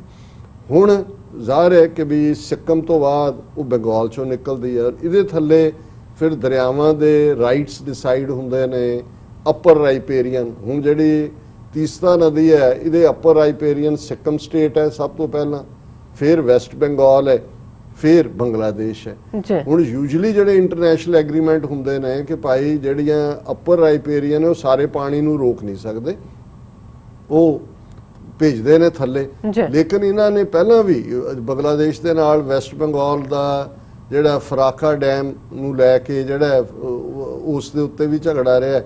ਹੁਣ ਬਹੁਤ ਵਾਰ ਬੰਗਲਾਦੇਸ਼ ਨੇ ਕਿਹਾ ਕਿ ਵੀ ਇਹ ਜਦੋਂ ਤਾਂ ਬਰਸਾਤਾਂ ਹੁੰਦੀਆਂ ਉਦੋਂ ਦਰਿਆ ਇੰਨਾ ਜ਼ਿਆਦਾ ਆ ਜਾਂਦਾ ਪਾਣੀ, ਉਹਨੂੰ ਬੰਗਾਲ ਵੈਸਟ ਬੰਗਾਲ ਵਾਲੇ ਕੱਢ ਦਿੰਦੇ ਨੇ ਵੀ ਸਾਡੇ ਫਲੱਡ ਆ ਜਾਂਦੇ ਨੇ। ਜੀ ਜਦੋਂ ਗਰਮੀਆਂ 'ਚ ਸਾਨੂੰ ਲੋੜ ਹੁੰਦੀ ਹੈ ਪਾਣੀ ਦੀ ਉਦੋਂ ਉਹਦਾ ਪਾਣੀ ਰੋਕਿਆ ਹੁੰਦਾ ਹੈ। ਤੇ ਵੈਸਟ ਬੰਗਾਲ ਸਰਕਾਰ ਦਾ ਇਹ ਕਹਿਣਾ ਜੀ ਸਾਡੇ ਈਸਟ ਬੰਗਾਲ ਦੇ 6 ਜ਼ਿਲ੍ਹੇ ਇਹਦੇ ਤੇ ਪ੍ਰਭਾਵਿਤ ਨੇ, ਇਸ ਲਈ ਅਸੀਂ ਤਾਂ ਮਰਜ਼ੀ ਕਰਾਂਗੇ। ਹੁਣ 2-3 ਵਾਰ ਐਗਰੀਮੈਂਟ ਡਿਸਾਈਡ ਕਰਨ ਦੀ ਮਨਮੋਹਨ ਸਿੰਘ ਦੇ ਵੇਲੇ ਵੀ ਕੋਸ਼ਿਸ਼ ਹੋਈ। ਮਨਮੋਹਨ ਸਿੰਘ ਖੁਦ 2011 ਦੇ ਵਿੱਚ ਬੰਗਲਾਦੇਸ਼ ਗਿਆ ਔਰ ਇਹ ਸੀ ਕਿ ਵੀ 50-50 ਕਰ ਲਓ। ਬੰਗਲਾਦੇਸ਼ ਨੇ ਕਿਹਾ ਵੀ 50% ਪਾਣੀ ਤੁਸੀਂ ਉਹਦਾ ਮਿਸਯੂਜ਼ ਨਾ ਕਰੋ, 50 ਸਾਨੂੰ ਦਿਓ। ਜੀ ਲੇਕਿਨ ਮਮਤਾ ਬੈਨਰਜੀ ਅੜ ਗਈ। ਹੁਣ ਇਹ ਡਿਬੇਟ ਅੱਜ ਕੱਲ ਵੀ ਕਿਵੇਂ ਤੀਸਤਾ ਨਦੀ ਦਾ, ਹੁਣ ਕਿਉਂਕਿ ਫਲੱਡ ਆਏ ਹੋਏ ਨੇ ਸਾਰੇ ਪਾਸੇ, ਅੱਜ ਕੱਲ ਬਿਹਾਰ ਦਾ ਕੀ ਹਾਲ ਹੈ, ਬੰਗਾਲ 'ਚ ਅਜੇ ਉਨੀ ਬੁਰੀ ਹਾਲਤ ਤਾਂ ਨਹੀਂ ਹੈ, ਪਰ ਹੁਣ ਇਹ ਡਿਬੇਟ ਸ਼ੁਰੂ ਹੋਈ ਕਿਉਂਕਿ ਬੰਗਾਲੀਆਂ ਦੀ ਇੱਕ ਬੜੀ ਫੇਵਰਿਟ ਮੱਛੀ ਹੈ ਈਲਿਸ਼ ਮੱਛੀ, ਜੀ ਜਿਹਨੂੰ ਜਿਹੜੀ ਡੈਲੀਕੇਸੀ ਮੰਨੀ ਜਾਂਦੀ ਹੈ। ਹੁਣ ਈਲਿਸ਼ ਮੱਛੀ ਜਿਹੜੀ ਹੈ ਉਹ ਤੀਸਤਾ ਦਰਿਆ ਜਿਹੜਾ ਬੰਗਲਾਦੇਸ਼ 'ਚ ਜਾਂਦਾ ਹੈ ਉਹਦੇ 'ਚ ਪੈਦਾ ਹੁੰਦੀ ਹੈ। ਹੁਣ ਉਹ ਅੱਜ ਕੱਲ੍ਹ ਉਹਨਾਂ ਨੇ ਭੇਜਣੀ ਬੰਦ ਕਰ ਦਿੱਤੀ ਕਿਉਂਕਿ ਇਹਨਾਂ ਨੇ ਵੈਸਟ ਬੰਗਾਲ ਨੇ ਵੀ ਕੋਵਿਡ-19 ਦੇ ਨਾਂ ਥੱਲੇ ਬਹੁਤ ਸਾਰਾ ਉੱਥੋਂ ਰੋਕ ਦਿੱਤਾ। ਉਹਨਾਂ ਨੇ ਵੀ ਕਿਹਾ ਵੀ ਲਓ ਹੁਣ ਤੁਹਾਨੂੰ ਈਲਿਸ਼ ਮੱਛੀ ਨਹੀਂ ਖਾਣ ਦੇਣੀ, ਤੁਸੀਂ ਕਣਕ ਦੀਆਂ ਰੋਟੀਆਂ ਖਾਓ। ਔਰ ਇਹ ਮਮਤਾ ਬੈਨਰਜੀ ਨੇ ਵੀ ਮੰਨਿਆ ਕਿ ਜੀ ਇਹ ਜਿਹੜੀ ਹੈ ਨਹੀਂ ਆ ਰਹੀ ਬੰਗਲਾਦੇਸ਼ ਤੋਂ। ਹੁਣ ਇੱਥੋਂ ਇਹ ਸਾਰੀ ਗੱਲ ਸ਼ੁਰੂ ਹੁੰਦੀ ਹੈ ਕਿ ਵੀ ਇਸ ਦੌਰ ਦੇ ਵਿੱਚ ਜਦੋਂ ਕਿ ਬਿਲਕੁਲ ਔਰ ਇਹਦੀ ਪੂਰੀ ਹਿਸਟਰੀ ਹੈ ਕਿ ਵੀ ਇਸ ਤੀਸਤਾ ਨਦੀ ਨੂੰ ਲੈ ਕੇ 7 ਸਤੰਬਰ 2011 ਚ ਇਹ ਸੀ ਕਿ ਵੀ ਸਮਝੌਤਾ ਹੋਏਗਾ।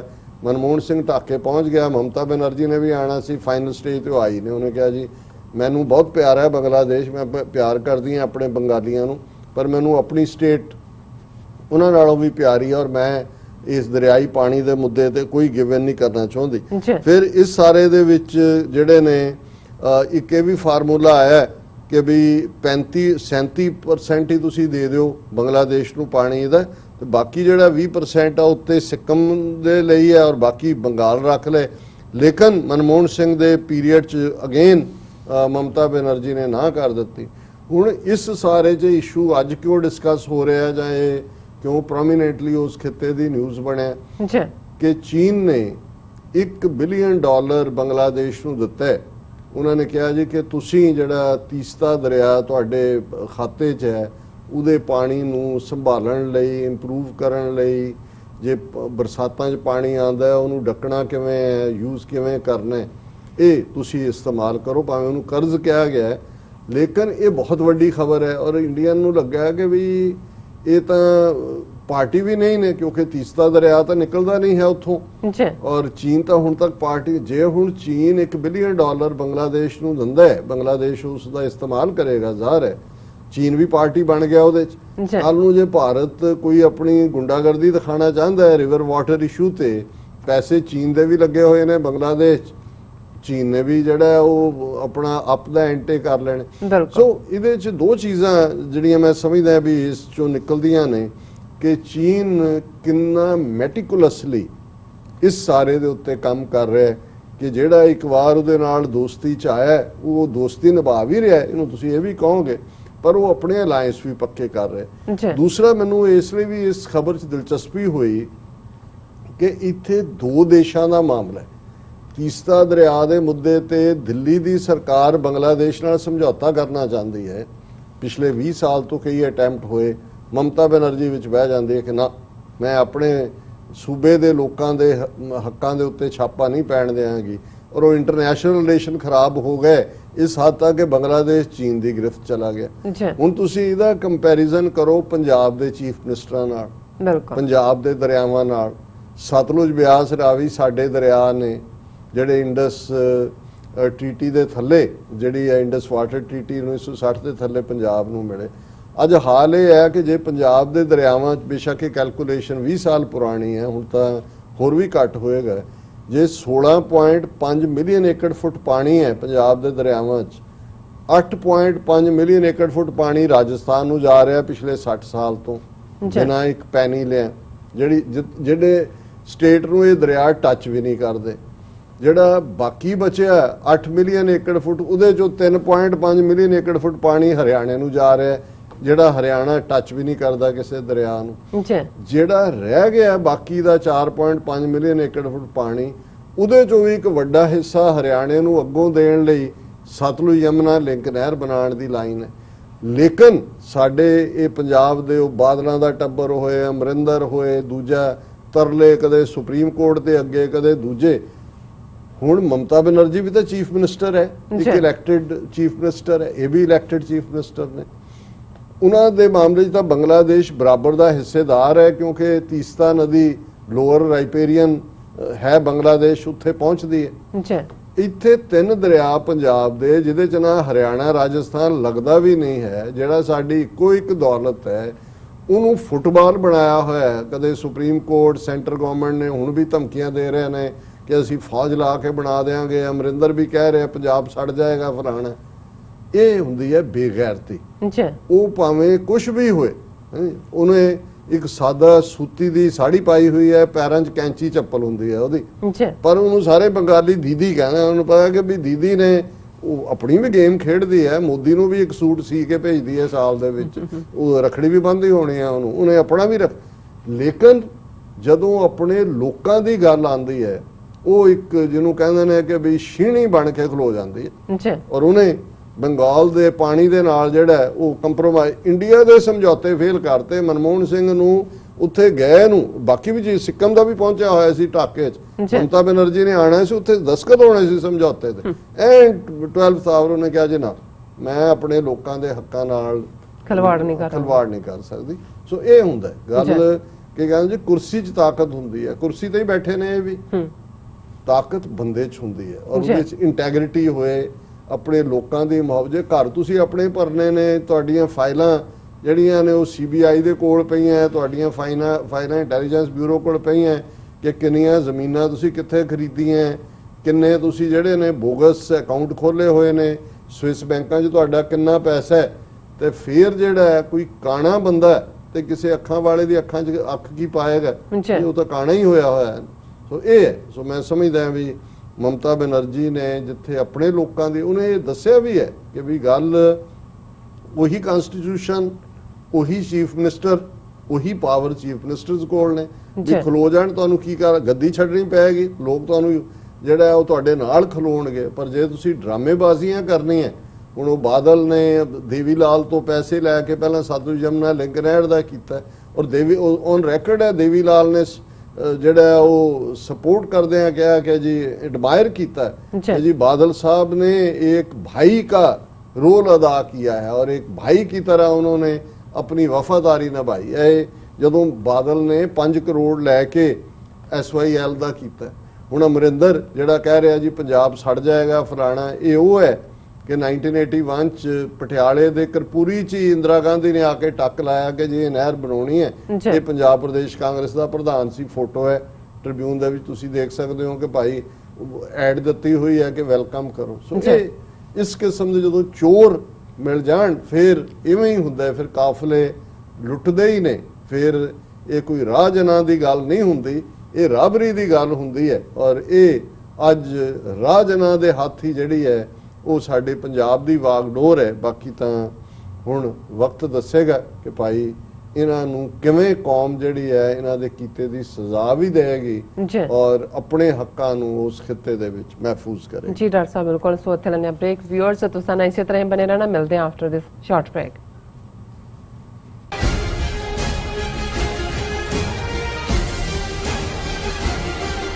ਕੀ ਤੁਹਾਨੂੰ 30, 40 ਜਾਂ 50 ਦਿਨ ਵੇਟ ਕਰਨੀ ਪੈ ਰਹੀ ਹੈ ਤੁਹਾਡੇ ਚੈੱਕ ਲਈ?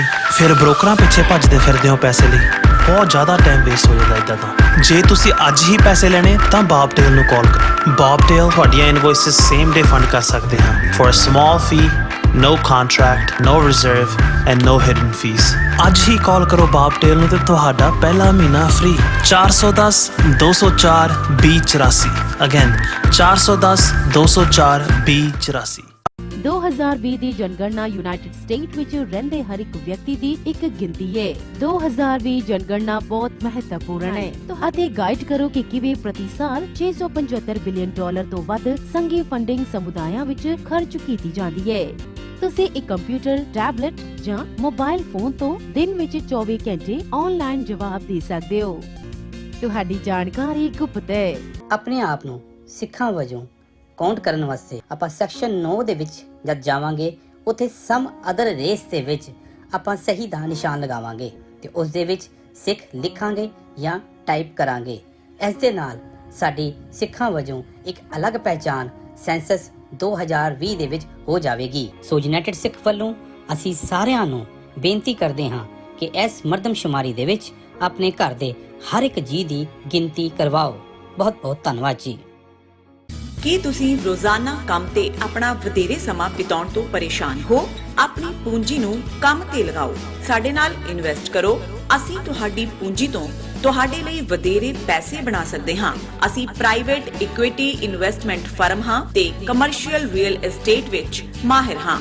Property management, leasing, asset management, commercial real estate investment ਵਿੱਚ ਸਾਰੀਆਂ ਸੇਵਾਵਾਂ ਲਈ ਅਮਰੀਕਾ ਭਰ ਵਿੱਚੋਂ ਤੁਸੀਂ ਸਾਡੇ ਤੱਕ ਪਹੁੰਚ ਕਰ ਸਕਦੇ ਹੋ। ਆਜ਼ਾਦ ਕਮਰਸ਼ੀਅਲ ਰੀਅਲਟੀ ਸਰਵਿਸਿਜ਼ ਤੇ Azad family trust, 701 North Post Oak Road, suite number 204, Houston, Texas.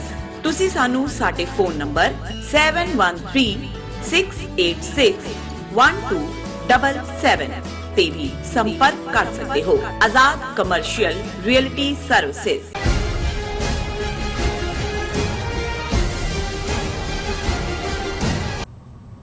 Viewers welcome back to programme.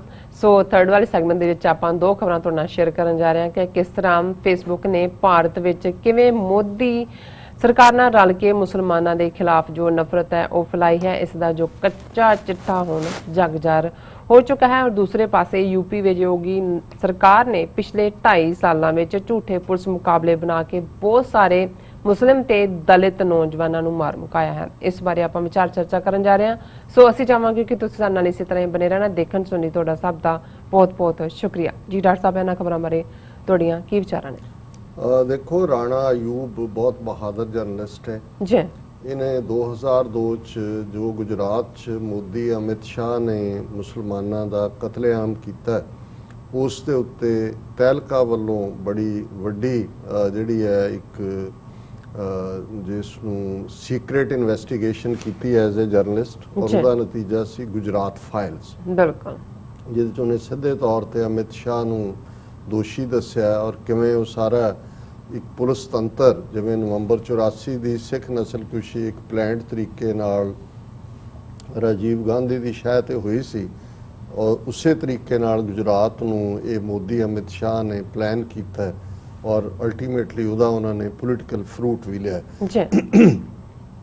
Rana Ayub ਦਾ ਇੱਕ ਆਰਟੀਕਲ ਅੱਜ ਵਾਸ਼ਿੰਗਟਨ ਪੋਸਟ ਦੇ ਵਿੱਚ ਪ੍ਰੋਮੀਨੈਂਸ ਦੇ ਨਾਲ ਛਪਿਆ।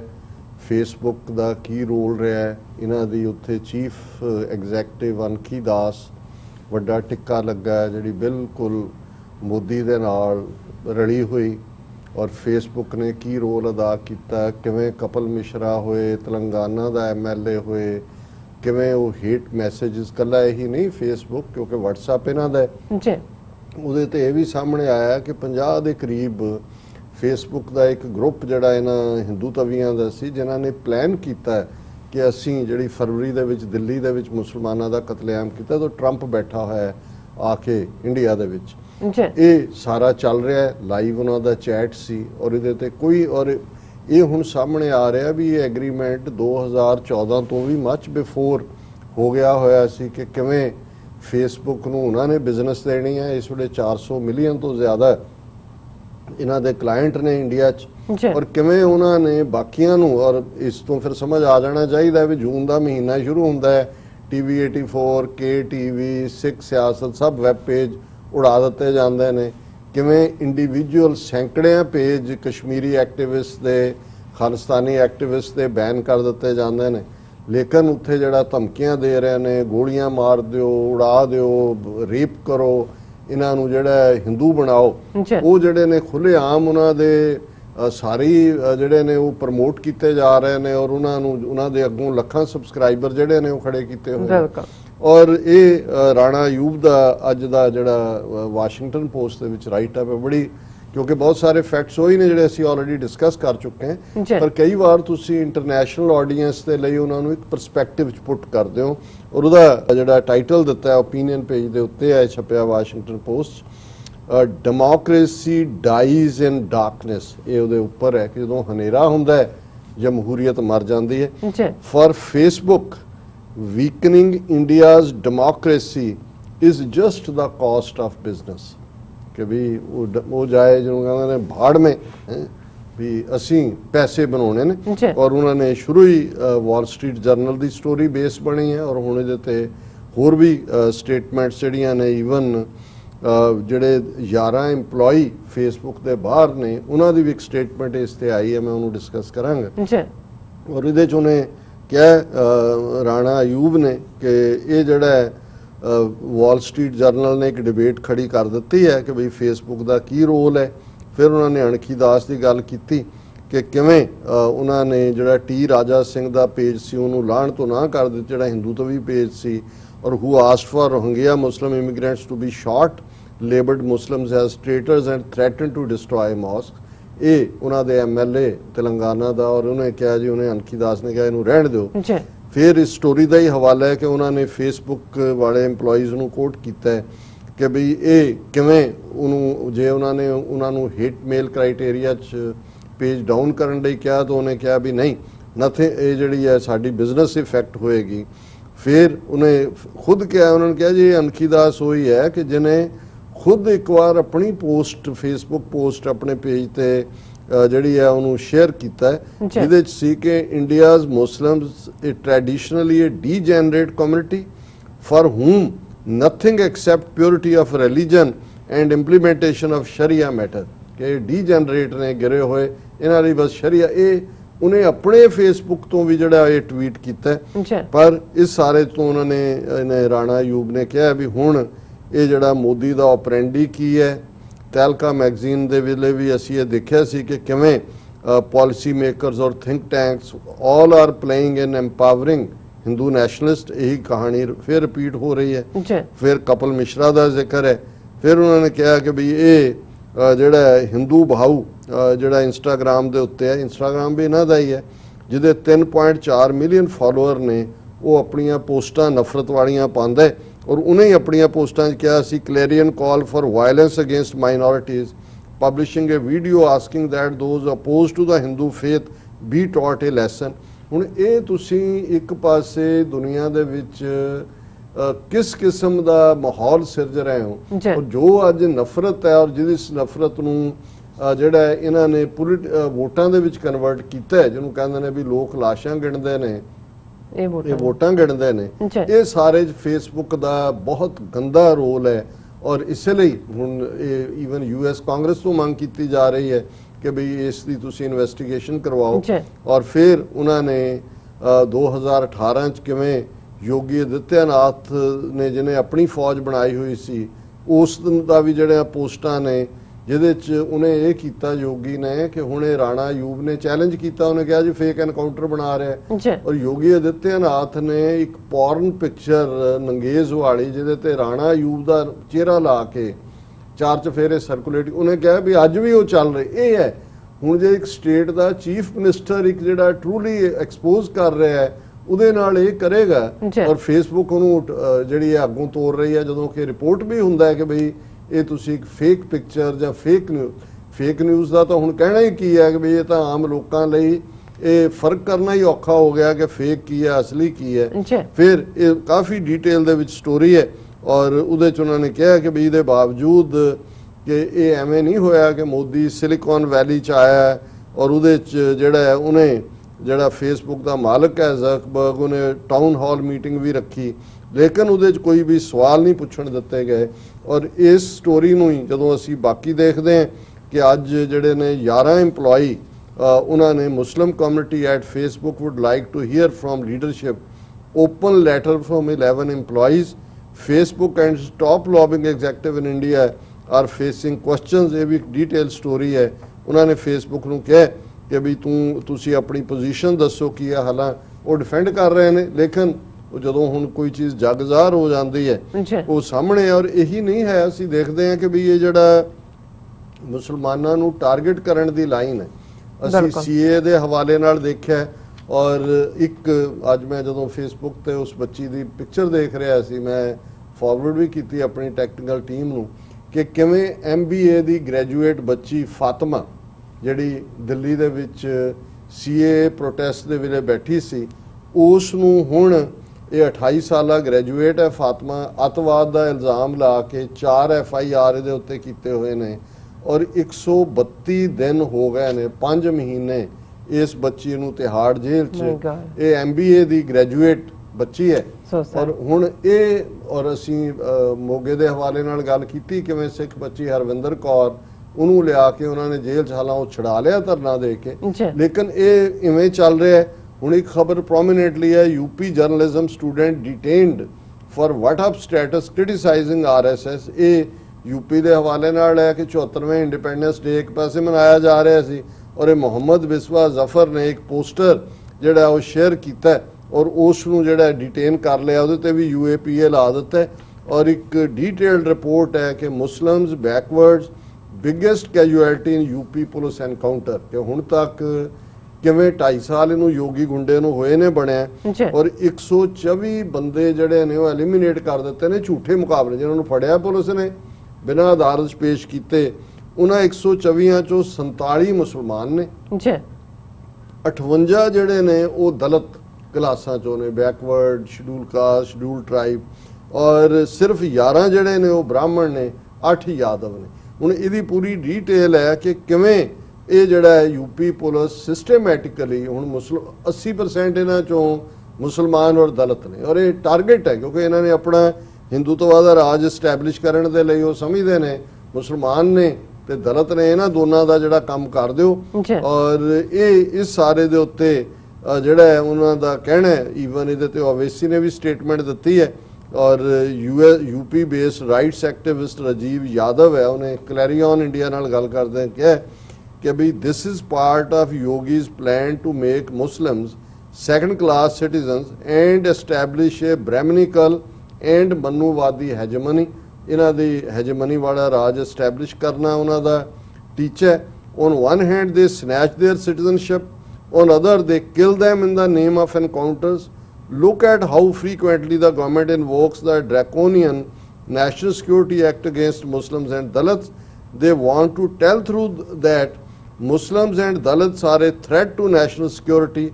Why don't they invoke the NSA against Thakars and Pandits when they attack Dalits? एक हिंदू ही सज्जन कह रहा है ह्यूमन राइट्स ਦਾ ਕਿ ਇਹ ਉਹਨਾਂ ਨੂੰ ਮੁਸਲਮਾਨਾਂ ਔਰ ਦਲਿਤਾਂ ਨੂੰ ਮੈਸੇਜ ਦੇ ਰਹੇ ਨੇ ਕਿ ਹਿੰਦੂ ਰਾਸ਼ਟਰ 'ਚ ਤੁਹਾਡੀ ਕੋਈ ਥਾਂ ਨਹੀਂ ਹੈ। ਸੋ ਇਹ ਹਾਲ ਹੈ ਉੱਥੇ ਅਕਲੀਅਤਾਂ ਦਾ। ਬਾਬਾ ਫਰੀਦ ਦੇ ਇਹ ਲਫ਼ਜ਼ ਯਾਦ ਆ ਰਹੇ ਨੇ ਕਿ ਇਹੋ ਹਮਾਰਾ ਜੀਵਣਾ ਤੂੰ ਸਾਹਿਬ ਸੱਚੇ ਦੇ। ਜੀ ਡਾਕਟਰ ਸਾਹਿਬ ਤੁਹਾਡਾ ਬਹੁਤ ਬਹੁਤ ਸ਼ੁਕਰੀਆ। ਇਸ ਵਕਤ ਲੈਣੇ ਬ੍ਰੇਕ। ਵਿਊਅਰਸ ਤੁਸੀਂ ਕਿਤੇ ਨਹੀਂ ਜਾਣਾ, ਮਿਲਦੇ ਹਾਂ ਛੋਟੇ ਜਿਹੇ ਵਕਫੇ ਤੋਂ ਬਾਅਦ।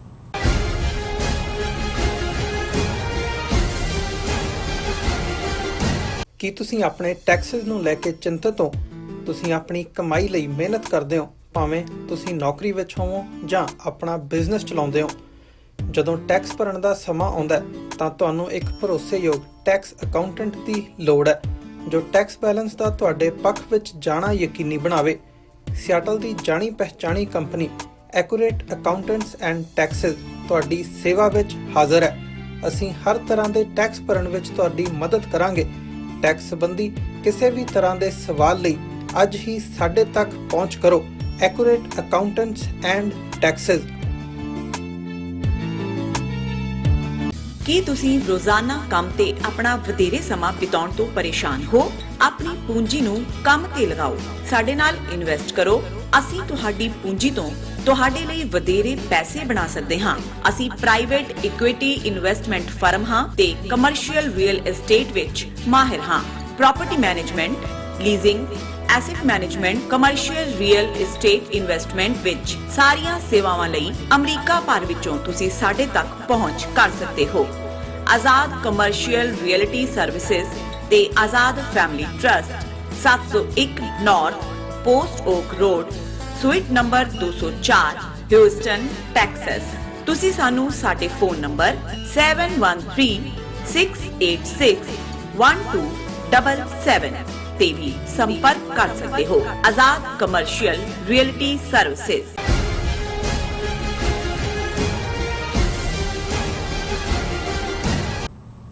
ਦਰਸ਼ਕੋ, ਬ੍ਰੇਕ ਤੋਂ ਬਾਅਦ ਤੁਹਾਡਾ ਸਭ ਦਾ ਭਰਪੂਰ ਸਵਾਗਤ ਹੈ। ਸੋ ਜਿਹੜੀ ਅਸੀਂ ਖਬਰ ਤੁਹਾਡੇ ਨਾਲ ਸਾਂਝੀ ਕਰਨ ਜਾ ਰਹੇ ਹਾਂ, ਉਹ ਸਿੱਖ ਕੌਮ ਲਈ ਬੜੇ ਹੀ ਫਖਰ ਤੇ ਮਾਣ ਵਾਲੀ ਗੱਲ ਹੈ ਕਿ ਕਿਸ ਤਰ੍ਹਾਂ ਪਾਕਿਸਤਾਨ ਦੇ ਜੋ ਪਹਿਲੇ Sikh anchor Harmeet Singh National Press Club Islamabad ਦੇ ਮੈਂਬਰ ਨੇ, ਉਹ ਚੁਣੇ ਗਏ ਨੇ ਔਰ 2500 ਪੱਤਰਕਾਰਾਂ ਵਾਲੇ ਇਸ ਪ੍ਰੈਸ ਕਲੱਬ ਵਿੱਚ 75 ਵੋਟਾਂ ਦੇ ਫਰਕ ਨਾਲ ਹਰਮੀਤ ਸਿੰਘ ਨੇ ਜਿੱਤ ਹਾਸਲ ਕੀਤੀ ਹੈ। ਔਰ ਜਿਹੜੀ ਸਿੱਖ ਕੌਮ ਲਈ ਬੜੇ ਹੀ ਮਾਣ ਵਾਲੀ ਜਿੱਥੇ ਗੱਲ ਹੈ, ਉੱਥੇ ਪਾਕਿਸਤਾਨ ਵਿੱਚ ਘੱਟ ਗਿਣਤੀਆਂ ਦੇ ਰੋਸ਼ਨ ਭਵਿੱਖ ਦੀ ਜੋ ਗਵਾਹੀ ਹੈ ਉਹ ਦੇ ਰਹੀ ਹੈ। ਇਸ ਬਾਰੇ ਵਿਚਾਰ ਚਰਚਾ ਕਰਨ ਜਾ ਰਹੇ ਹਾਂ ਔਰ ਨਾਲ ਹੀ ਗੁਰਬਾਣੀ ਵਿਚਾਰਾਂ ਦੀ ਸਾਂਝ ਵੀ ਤੁਹਾਡੇ ਨਾਲ ਪਾਉਣ ਜਾ ਰਹੇ ਹਾਂ। ਸੋ ਅਸੀਂ ਚਾਹਾਂਗੇ ਕਿ ਤੁਸੀਂ ਸਾਡੇ ਨਾਲ ਇਸੇ ਤਰ੍ਹਾਂ ਹੀ ਬਣੇ ਰਹਿਣਾ। ਦੇਖਣ ਸੁਣਨ ਲਈ ਤੁਹਾਡਾ ਸਭ ਦਾ ਬਹੁਤ ਬਹੁਤ ਸ਼ੁਕਰੀਆ। ਜੀ ਡਾਕਟਰ ਸਾਹਿਬ, ਕੀ ਵਿਚਾਰਾਂ ਨੇ? ਦੇਖੋ, ਮੈਂ ਸਮਝਦਾ ਹਾਂ ਵੀ ਬਹੁਤ ਵਾਰ ਜਦੋਂ ਅਸੀਂ ਭਾਰਤ ਦੇ ਵਿੱਚ ਗੱਲ ਕਰ ਰਹੇ ਹਾਂ ਕਿ ਅਕਲੀਅਤਾਂ ਦਾ ਕੀ ਹਾਲ ਹੈ, ਤੇ ਫਿਰ ਜਿਸ ਕਿਸਮ ਦਾ ਪਾਕਿਸਤਾਨ ਨੂੰ ਪੇਂਟ ਕੀਤਾ ਭਾਰਤੀ ਹਾਕਮਾਂ ਨੇ, ਭਾਰਤੀ ਮੀਡੀਆ ਨੇ ਪਿਛਲੇ ਵਰਿਆਂ 'ਚ, ਔਰ ਸਾਡੀ ਸਿੱਖ ਕੌਮ ਦਾ ਵੀ ਇੱਕ ਹਿੱਸਾ ਅਜੇ ਵੀ ਥੋੜ੍ਹਾ ਬਹੁਤ ਉਹਨਾਂ 'ਚੋਂ ਨੇ ਜਿਹੜੇ ਪ੍ਰਭਾਵਿਤ ਹੁੰਦੇ ਨੇ। ਹਾਲਾਂਕਿ ਕਰਤਾਰਪੁਰ ਸਾਹਿਬ ਕੋਰੀਡੋਰ ਖੁੱਲ੍ਹਣ ਤੋਂ ਬਾਅਦ ਜਦੋਂ ਬਹੁਤ ਸਾਰਿਆਂ ਦਾ ਇੰਟਰੈਕਸ਼ਨ ਹੋਇਆ ਤੇ ਉਹਨਾਂ ਨੂੰ ਇਹ ਨਜ਼ਰ ਆਇਆ ਕਿ ਜਿੰਨੀ ਇੱਜ਼ਤ ਔਰ ਪਿਆਰ ਸਿੱਖਾਂ ਦੇ ਲਈ ਪਾਕਿਸਤਾਨ 'ਚ ਹੈ, ਉਨਾ ਦੁਨੀਆ 'ਚ ਹੋਰ ਕਿਤੇ ਨਹੀਂ। ਔਰ ਬੇਸ਼ੱਕ ਪਾਕਿਸਤਾਨ ਦੇ ਵਿੱਚ ਕੋਈ ਬਹੁਤ ਵਾਈਬ੍ਰੈਂਟ ਵੱਡੀ ਕਮਿਊਨਿਟੀ ਨਹੀਂ ਹੈ, ਰਫਲੀ 30,000 ਸਿੱਖ ਤੁਸੀਂ ਕਹਿ ਸਕਦੇ ਹੋ, ਹਾਲਾਂਕਿ ਕਈ ਵਾਰ 20 ਕੋਟ ਹੁੰਦਾ ਹੈ, 50 ਵੀ ਹੁੰਦਾ ਹੈ, ਪਰ ਜਿਹੜੇ ਸਿੱਖੀ ਸਰੂਪ ਵਾਲੇ ਨੇ ਮੇਰਾ ਖਿਆਲ ਹੈ ਵੀ 30,000 ਉਹਨਾਂ ਦਾ ਹੈ। ਹਾਂ, ਨਾਨਕ ਪੰਥੀ ਦੇ ਥੱਲੇ ਸਿੰਧੀ ਔਰ ਦੂਸਰੇ ਉਹ ਕਾਫੀ ਵੱਡੀ ਗਿਣਤੀ 'ਚ ਨੇ, ਪਰ ਉਹ ਸਿੱਖੀ ਸਰੂਪ 'ਚ ਨਹੀਂ ਨੇ, ਉਹ ਸਿੱਖ ਕੈਟਾਗਰੀ 'ਚ ਆਪਣੇ ਆਪ ਨੂੰ ਨਹੀਂ ਲਿਖਾਉਂਦੇ। ਲੇਕਿਨ ਇਹਦੇ ਬਾਵਜੂਦ ਜੇ ਕੈਪਟਨ ਤੋਂ ਸ਼ਾਇਦ ਹੁਣ ਮੇਜਰ ਬਣ ਗਏ ਹੋਣਗੇ ਹਰਚਰਨ ਸਿੰਘ, ਪਾਕਿਸਤਾਨੀ ਫੌਜ ਸਿੱਖਾਂ ਦਾ ਰਿਪਰੈਜ਼ੈਂਟੇਟਿਵ ਕਰੈਕਟਰ, ਪ੍ਰੋਫੈਸਰ ਨੇ ਕਲਿਆਣ ਸਿੰਘ, ਪੁਲਿਸ ਦੇ ਵਿੱਚ ਜਿਹੜੇ ਨੇ ਉਹ ਗੁਲਾਬ ਸਿੰਘ ਆਏ, ਔਰ ਫਿਰ ਬਾਕੀ ਸ਼ੋਬਿਆਂ ਦੇ ਵਿੱਚ ਵੀ ਅਸੀਂ ਦੇਖਦੇ ਹਾਂ ਉਹਨਾਂ ਦੇ ਜਿਹੜੇ ਇਲੈਕਟਿਡ ਜਿਹੜੇ ਨੋਮੀਨੇਟਿਡ ਰਿਜ਼ਰਵ ਕੈਟਾਗਰੀ ਸੀਟਾਂ 'ਚੋਂ ਪੰਜਾਬ, ਬਲੋਚਿਸਤਾਨ, ਸਿੰਧ ਦੀਆਂ ਅਸੈਂਬਲੀਜ਼ 'ਚ ਨੇ, ਔਰ ਪੰਜਾਬ ਦੇ ਗਵਰਨਰ ਦੇ ਨਾਲ ਕਮਿਟੀ ਲਿਆਜ਼ਨ ਇੱਕ ਸਿੱਖ ਨੌਜਵਾਨ ਜਿਹਨੂੰ ਹਮੇਸ਼ਾ ਹੀ ਐਕਸਪੋਜ਼ਰ ਵੀ ਮਿਲਿਆ। ਔਰ ਇਸੇ ਤਰ੍ਹਾਂ ਇਹ ਖਬਰ ਜਦੋਂ 2018 ਦੇ ਵਿੱਚ ਆਈ ਸੀ ਕਿ ਪਾਕਿਸਤਾਨ ਦਾ ਨਿਊਜ਼ ਚੈਨਲ ਪਬਲਿਕ ਨਿਊਜ਼ ਜਿਹੜਾ 24/7 ਉਰਦੂ ਖਬਰਾਂ ਦਿੰਦਾ ਹੈ, ਉਹਨਾਂ ਦੇ ਵਿੱਚ 30 ਸਾਲਾ ਹਰਮੀਤ ਸਿੰਘ ਜਿਹੜੇ ਨੇ ਨਿਊਜ਼ ਐਂਕਰ ਬਣੇ ਨੇ, ਤਾਂ ਉਹਨਾਂ ਦਾ ਈਵਨ BBC ਨੇ ਵੀ ਇੰਟਰਵਿਊ ਕੀਤਾ ਕਿ ਵੀ ਇਹ ਔਰ ਜਿਵੇਂ ਫਲੂਐਂਟਲੀ ਉਹ ਉਰਦੂ ਔਰ ਪੰਜਾਬੀ ਔਰ ਅੰਗਰੇਜ਼ੀ ਔਰ ਦੂਸਰਾ ਗੁੱਡ ਲੁਕਿੰਗ ਹੈਂਡਸਮ ਸਿੱਖ। ਔਰ ਫਿਰ ਉਹਨਾਂ ਨੇ ਜਿਹੜਾ ਟ੍ਰੈਜਡੀ ਵੀ ਹੋਈ, ਉਹਨਾਂ ਦਾ ਇੱਕ ਭਰਾ ਜਿਹੜਾ ਸਿੰਗਾਪੁਰ ਕੇ ਕਿਤੋਂ ਗਿਆ ਸੀ, ਉਹਦਾ ਮਰਡਰ ਹੋਇਆ, ਔਰ ਇਹ ਲੱਗਾ ਕਿ ਜੀ ਇੰਡੀਅਨ ਮੀਡੀਆ ਨੇ ਚੁੱਕ ਲਿਆ ਕਿ ਜੀ ਦੇਖੋ ਪਾਕਿਸਤਾਨੀ ਸਿੱਖ ਐਂਕਰ ਜਿਹਨੂੰ ਇੰਨਾ ਚੱਕਿਆ ਸੀ ਉਹਦੇ ਭਰਾ ਨੂੰ ਮਾਰਤਾ ਦਹਿਸ਼ਤਗਰਦਾਂ ਨੇ। ਉਹ ਬਾਅਦ ਸਾਹਮਣੇ ਆਇਆ ਕਿ ਭਾਈ ਉਹ ਇੱਕ ਹਿੰਦੂ ਹੀ ਉਸ ਇਲਾਕੇ ਦਾ, ਜਿਹੜੀ ਉਸ ਇਹਦੇ ਭਰਾ ਦੀ ਮੰਗੇਤਰ ਸੀ ਉਹਦੇ ਨਾਲ ਰਲੀ ਹੋਈ ਸੀ, ਮਿਲ ਕੇ ਉਹਨਾਂ ਨੇ ਮਰਡਰ ਕੀਤਾ। ਔਰ ਇਹ ਜਿੰਨੀ ਤੇਜ਼ੀ ਨਾਲ ਇਹ ਸਾਰੇ ਮੁਕੱਦਮੇ ਦੀ ਪੈਰਵਾਈ ਹੋਈ, ਇਹ ਵੀ ਪਾਕਿਸਤਾਨ ਦੀ ਹਿਸਟਰੀ 'ਚ ਯੂਨੀਕ ਸੀ ਕਿਉਂਕਿ ਉਹਨਾਂ ਦੇ ਲਈ ਇਹ ਕੇਸ ਪ੍ਰਾਇੋਰਟੀ ਵਾਲਾ ਕੇਸ ਸੀ। ਔਰ ਹੁਣ ਜਿਹੜੀ ਖਬਰ ਈਵਨ ਇੰਡੀਅਨ ਮੀਡੀਆ ਜਿਹਨਾਂ 'ਚ ਟ੍ਰਿਬਿਊਨ ਵਰਗਾ ਅਖਬਾਰ ਹੈ ਉਹ ਦੇ ਰਹੇ ਨੇ, ਪਾਕਿਸਤਾਨ's first Sikh turbaned news anchor now represents community in National Press Club। ਹੁਣ ਇਹ ਨੈਸ਼ਨਲ ਪ੍ਰੈਸ ਕਲੱਬ ਇਸਲਾਮਾਬਾਦ ਦੇ ਵਿੱਚ ਹੈ, ਜਿਹਦੇ 'ਚ 2500 ਦੇ ਕਰੀਬ ਜਰਨਲਿਸਟ ਨੇ। ਔਰ ਇਹ ਗੱਲ ਸ਼ੋਅ ਕਰਦੀ ਹੈ, ਇਹ ਕੋਈ ਨੋਮੀਨੇਸ਼ਨ ਨਹੀਂ ਹੈ ਕਿ ਸਰਕਾਰ ਨੇ ਕਿਹਾ ਜੀ ਚਲੋ ਦੁਨੀਆ ਨੂੰ ਦਿਖਾਉਣ ਲਈ ਇੱਕ ਪੱਗ ਵਾਲਾ ਅਸੀਂ ਰੱਖਣਾ, ਇਹਨੂੰ ਨੈਸ਼ਨਲ ਪ੍ਰੈਸ ਕਲੱਬ ਦਾ ਮੈਂਬਰ ਬਣਾ ਦਈਏ। ਵੋਟਾਂ ਪਈਆਂ ਔਰ 75 ਵੋਟਾਂ ਦੇ ਫਰਕ ਦੇ ਨਾਲ ਹਰਮੀਤ ਸਿੰਘ ਜਿਹੜੇ ਨੇ ਇਸ prestigious national Press Club Islamabad ਦੇ ਮੈਂਬਰ ਚੁਣੇ ਗਏ। ਔਰ ਉਹਨਾਂ ਨੇ ਇੰਟਰਵਿਊ ਵੀ ਦਿੱਤਾ ਹੈ ਫੋਨ ਦੇ ਉੱਤੇ ਟ੍ਰਿਬਿਊਨ ਨੂੰ।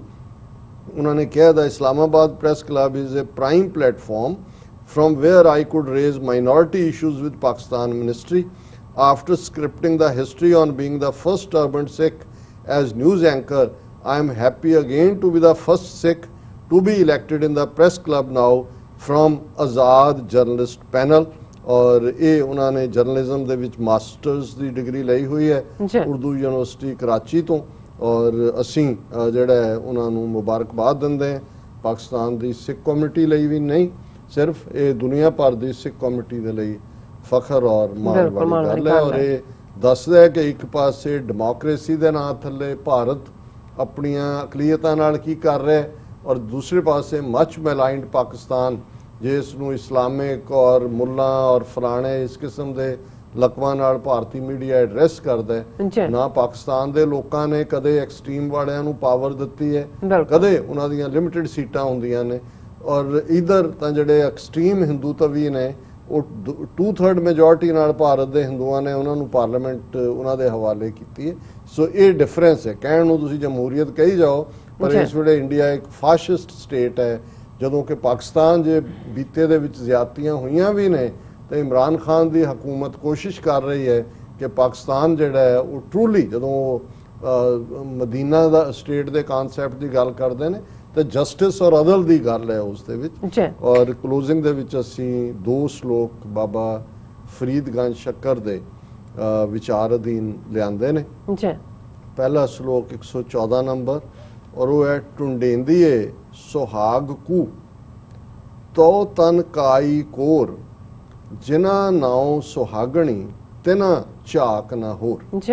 ਹੁਣ ਇਹ ਇਸਲਾਮਿਕ ਖਿੱਤੇ ਦੇ ਵਿੱਚ ਇਸਲਾਮਿਕ ਸੁਸਾਇਟੀ ਸਾਡੇ ਪੰਜਾਬ ਦੀ ਹੋਏ ਜਾਂ ਸਿੱਖ ਜਾਂ ਹਿੰਦੂ ਸੁਸਾਇਟੀ ਹੋਏ, ਜ਼ਾਹਰ ਹੈ ਉਹਨਾਂ ਔਰਤਾਂ ਨੂੰ ਰਿਸਪੈਕਟ ਦੀ ਨਿਗਾਹ ਨਾਲ ਦੇਖਿਆ ਜਾਂਦਾ ਹੈ ਜਾਂ ਕੰਟੈਂਡਡ ਦੇਖਿਆ ਜਾਂਦਾ ਹੈ ਜਿਹੜੀਆਂ ਆਪਣੇ ਘਰ ਵਸਦੀਆਂ ਨੇ ਔਰ ਜਿਨ੍ਹਾਂ ਦੇ ਆਪਣੇ ਹਸਬੈਂਡ ਨੇ, ਖਾਵੰਦ ਨੇ ਔਰ ਬੱਚੇ ਨੇ। ਜ਼ਾਹਰ ਹੈ ਉਹਨਾਂ ਨੂੰ ਸੁਹਾਗਣ ਕਿਹਾ ਜਾਂਦਾ ਹੈ। ਔਰ ਜਿਹਨੂੰ ਛੱਡਿਆ ਹੁੰਦਾ ਹੈ, ਜਿਹਨੂੰ ਛੁੱਟੜ ਜਾਂ ਦੁਹਾਗਣ ਕਿਹਾ ਜਾਂਦਾ ਹੈ। ਹੁਣ ਇਹਨੂੰ ਰੂਹਾਨੀਅਤ ਦੀ ਦੁਨੀਆ 'ਚ ਗੁਰੂ ਸਾਹਿਬਾਨ ਨੇ ਵੀ, ਬਾਬਾ ਫਰੀਦ ਜੀ ਨੇ ਵੀ ਰੱਬ ਦੇ ਨਾਲ ਕੀਤਾ ਕਿ ਵੀ ਇੱਕ ਉਹ ਰੂਹਾਂ ਨੇ ਜਿਹੜੀਆਂ ਰੱਬ ਨਾਲ ਜੁੜੀਆਂ ਹੋਈਆਂ, ਕਿਉਂਕਿ ਰੱਬ ਖਸਮ ਹੈ, ਪਾਲਕ ਹੈ ਸਾਰੀ ਖਲਕਤ ਦਾ। ਇਸ ਲਈ ਉਹ ਸੁਹਾਗਣਾ ਨੇ ਰੂਹਾਂ ਜਿਹੜੀਆਂ ਰੱਬ ਨਾਲ ਜੁੜੀਆਂ ਹੋਈਆਂ ਨੇ। ਤੇ ਜਿਹੜੇ ਬੇਸ਼ੱਕ ਉਹਨਾਂ ਦੇ ਸਰੀਰ ਬੜੇ ਸੋਹਣੇ ਨੇ, ਧਨਵਾਨ ਵੀ ਬੜੇ ਨੇ, ਦੁਨੀਆ 'ਚ ਬੜਾ ਇੱਜ਼ਤਦਾਰ ਔਰ ਮਾਲਦਾਰ ਨੇ, ਲੇਕਿਨ ਰੱਬ ਨੂੰ ਨਾਲੋਂ ਟੁੱਟੇ ਹੋਏ ਨੇ।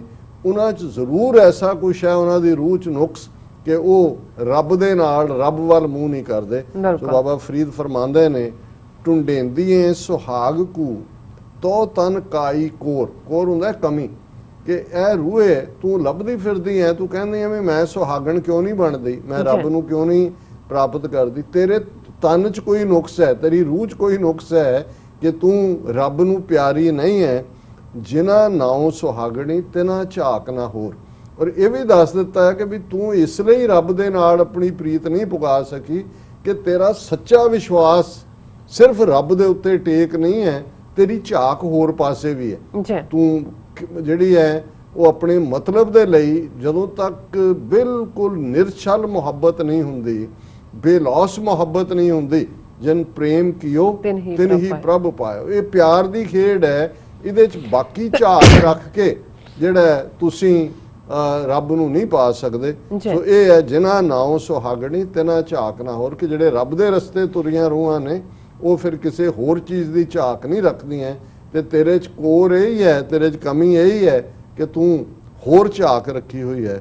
ਔਰ ਦੂਸਰਾ ਸ਼ਲੋਕ ਇਹ ਦੱਸਿਆ ਹੈ ਵੀ ਰੱਬ ਦੇ ਰਸਤੇ ਤੇ ਤੁਰਨ ਲਈ ਸਬਰ ਬਿਲਕੁਲ ਇਹ ਹੀ ਅਸਲੀ ਤੁਹਾਡਾ ਗਹਿਣਾ ਹੈ, ਇਹੀ ਅਸਲੀ ਤੁਹਾਡਾ ਤਰੀਕਾ ਹੈ। ਔਰ 3 ਥਾਵਾਂ ਦੇ ਉੱਤੇ ਇਹਨੂੰ ਬਾਬਾ ਫਰੀਦ ਨੇ ਮੈਟਾਫਰ ਇਸਤੇਮਾਲ ਕੀਤਾ, ਤੀਰ ਦਾ, ਚਿੱਲਾ, ਤੀਰ, ਕਮਾਨ। ਸਬਰ ਮੰਝ ਕਮਾਨ ਇਹ ਸਬਰ ਕਾ ਨੀਣੋ, ਸਬਰ ਸੰਦਾ ਬਾਣ ਖਾਲਕ ਖਤਾ ਨਾ ਕਰੀ। ਕਿ ਭਾਈ ਤੂੰ ਮੰਝ ਹੁੰਦਾ ਵਿਚਕਾਰ, ਕਿ ਜੇ ਤੇਰੇ ਅੰਦਰ ਸਬਰ ਹੈ ਤੇ ਇਹ ਇਵੇਂ ਹੀ ਹੈ, ਜੇ ਤੂੰ ਸਬਰ ਦੀ ਕਮਾਨ ਬਣਾਏ, ਸਬਰ ਦਾ ਚਿੱਲਾ ਚੜਾਏ ਨੀਣੋ ਤੇ ਸਬਰ ਦਾ ਤੀਰ ਹੋਏ ਤੇ ਫਿਰ ਰੱਬ ਤੈਨੂੰ ਕਦੇ ਛੱਡੇਗਾ ਨਹੀਂ। ਰੱਬ ਤੈਨੂੰ ਆਪਣੇ ਗਲ ਨਾਲ ਲਾਏਗਾ, ਰੱਬ ਇਹ ਖਤਾ ਨਹੀਂ ਕਰੇਗਾ। ਜੀ। ਸਬਰ ਮੰਝ ਕਮਾਣ ਇਹ ਸਬਰ ਕਾ ਨੀਣੋ, ਕਿ ਤੇਰੇ ਅੰਦਰ ਸਬਰ ਹੋਏ ਔਰ ਤੇਰੀ ਕਮਾਣ ਵੀ ਸਬਰ ਦੀ, ਤੇਰਾ ਨੀਣੋ ਚਿੱਲਾ ਵੀ ਸਬਰ ਦਾ, ਸਬਰ ਸੰਦਾ ਬਾਣ, ਤੇਰਾ ਤੀਰ ਵੀ ਸਬਰ ਦਾ, ਖਾਲਕ ਖਤਾ ਨਾ ਕਰੀ, ਫਿਰ ਪਰਮਾਤਮਾ ਨਿਸ਼ਾਨਾ ਖੁੰਝਣ ਨਹੀਂ ਦਿੰਦਾ। ਜੀ। ਮਤਲਬ ਇਹ ਹੈ ਵੀ ਤੀਰ ਟਿਕਾਣੇ ਤੇ ਲੱਗੇਗਾ ਤੇ ਰੱਬ ਫਿਰ ਇਹ ਕਹੇਗਾ, ਜਿਹਨੂੰ ਕਬੀਰ ਸਾਹਿਬ ਨੇ ਕਿਹਾ ਕਿ ਜੇ ਤੂੰ ਮੇਰਾ ਹੋਏ ਰਹੇ ਸਭ ਜਗ ਤੇਰਾ ਹੋਏ, ਕਿ ਤੂੰ ਜੇ ਮੇਰੇ ਵੱਲ ਆਏ, ਜਿਹਨੂੰ ਭਾਈ ਗੁਰਦਾਸ ਜੀ ਨੇ ਫਰਮਾਇਆ ਚਰਨ ਸ਼ਰਨ ਗੁਰ ਏਕ ਪੈਂਡਾ ਜਾਏ ਚੱਲ, ਸਤਿਗੁਰ ਕੋਟ ਪੈਂਡਾ ਆਗੇ ਹੋਏ ਲੇਤ ਹੈ, ਕਿ ਜੇ ਤੁਸੀਂ ਰੱਬ ਵੱਲ ਇੱਕ ਕਦਮ ਤੁਰਦੇ ਹੋ ਤੇ ਰੱਬ ਅੱਗੋਂ ਕਰੋੜਾਂ ਕਦਮ ਆਉਂਦਾ ਹੈ ਤੁਰ ਕੇ ਜੀ। ਤੁਹਾਨੂੰ ਆਪਣੇ ਗਲ ਨਾਲ ਲਾਉਣ ਲਈ। ਬਿਲਕੁਲ। ਇਹ ਅੱਜ ਦਾ ਵਿਚਾਰ। ਜੀ ਰਾਜ ਸਾਹਿਬ, ਤੁਹਾਡਾ ਬਹੁਤ ਬਹੁਤ ਸ਼ੁਕਰੀਆ। ਤੁਸੀਂ ਅੱਜ ਦੇ ਐਮੀ ਸ਼ੂ ਤੇ ਅੱਜ ਦਾ ਵਿਚਾਰ ਸਾਡੇ ਦਰਸ਼ਕਾਂ ਨਾਲ ਸਾਂਝਾ ਕੀਤਾ। ਸੋ ਇਸ ਨਾਲ ਆਪਣੇ ਵਿਊਅਰਸ ਕੋਲ ਨੇ ਇਜਾਜ਼ਤ। ਵਿਊਅਰਸ, ਸਾਡੇ ਪ੍ਰੋਗਰਾਮ ਦਾ ਸਮਾਂ ਇੱਥੇ ਸਮਾਪਤ ਹੁੰਦਾ। ਤੁਸੀਂ ਆਪਣੀ ਰਾਏ ਤੇ ਸੁਝਾਅ ਸਾਨੂੰ ਭੇਜਣਾ ਭੁੱਲਣਾ ਸਾਡੇ ਇਸ ਪਤੇ ਤੇ sos@tvd4.tv ਤੇ ਅਸੀਂ ਆਪਣਾ ਪ੍ਰੋਗਰਾਮ ਲੈ ਕੇ ਫਿਰ ਦੁਬਾਰਾ ਤੁਹਾਡੇ ਸਾਹਮਣੇ ਹੋਵਾਂਗੇ। ਤਦ ਤੱਕ ਲਈ ਮੈਨੂੰ ਤੇ ਆਪਣੇ ਡਾਕਟਰ ਨੂੰ ਆਗਿਆ ਦਿਓ। ਦੇਖਦੇ ਰਹੋ TV84। ਭਰਾ ਦਿਓ ਫਤਿਹ। ਵਾਹਿਗੁਰੂ ਜੀ ਕਾ ਖਾਲਸਾ, ਵਾਹਿਗੁਰੂ ਜੀ ਕੀ ਫਤਿਹ। ਰੱਬ ਰਾਖਾ।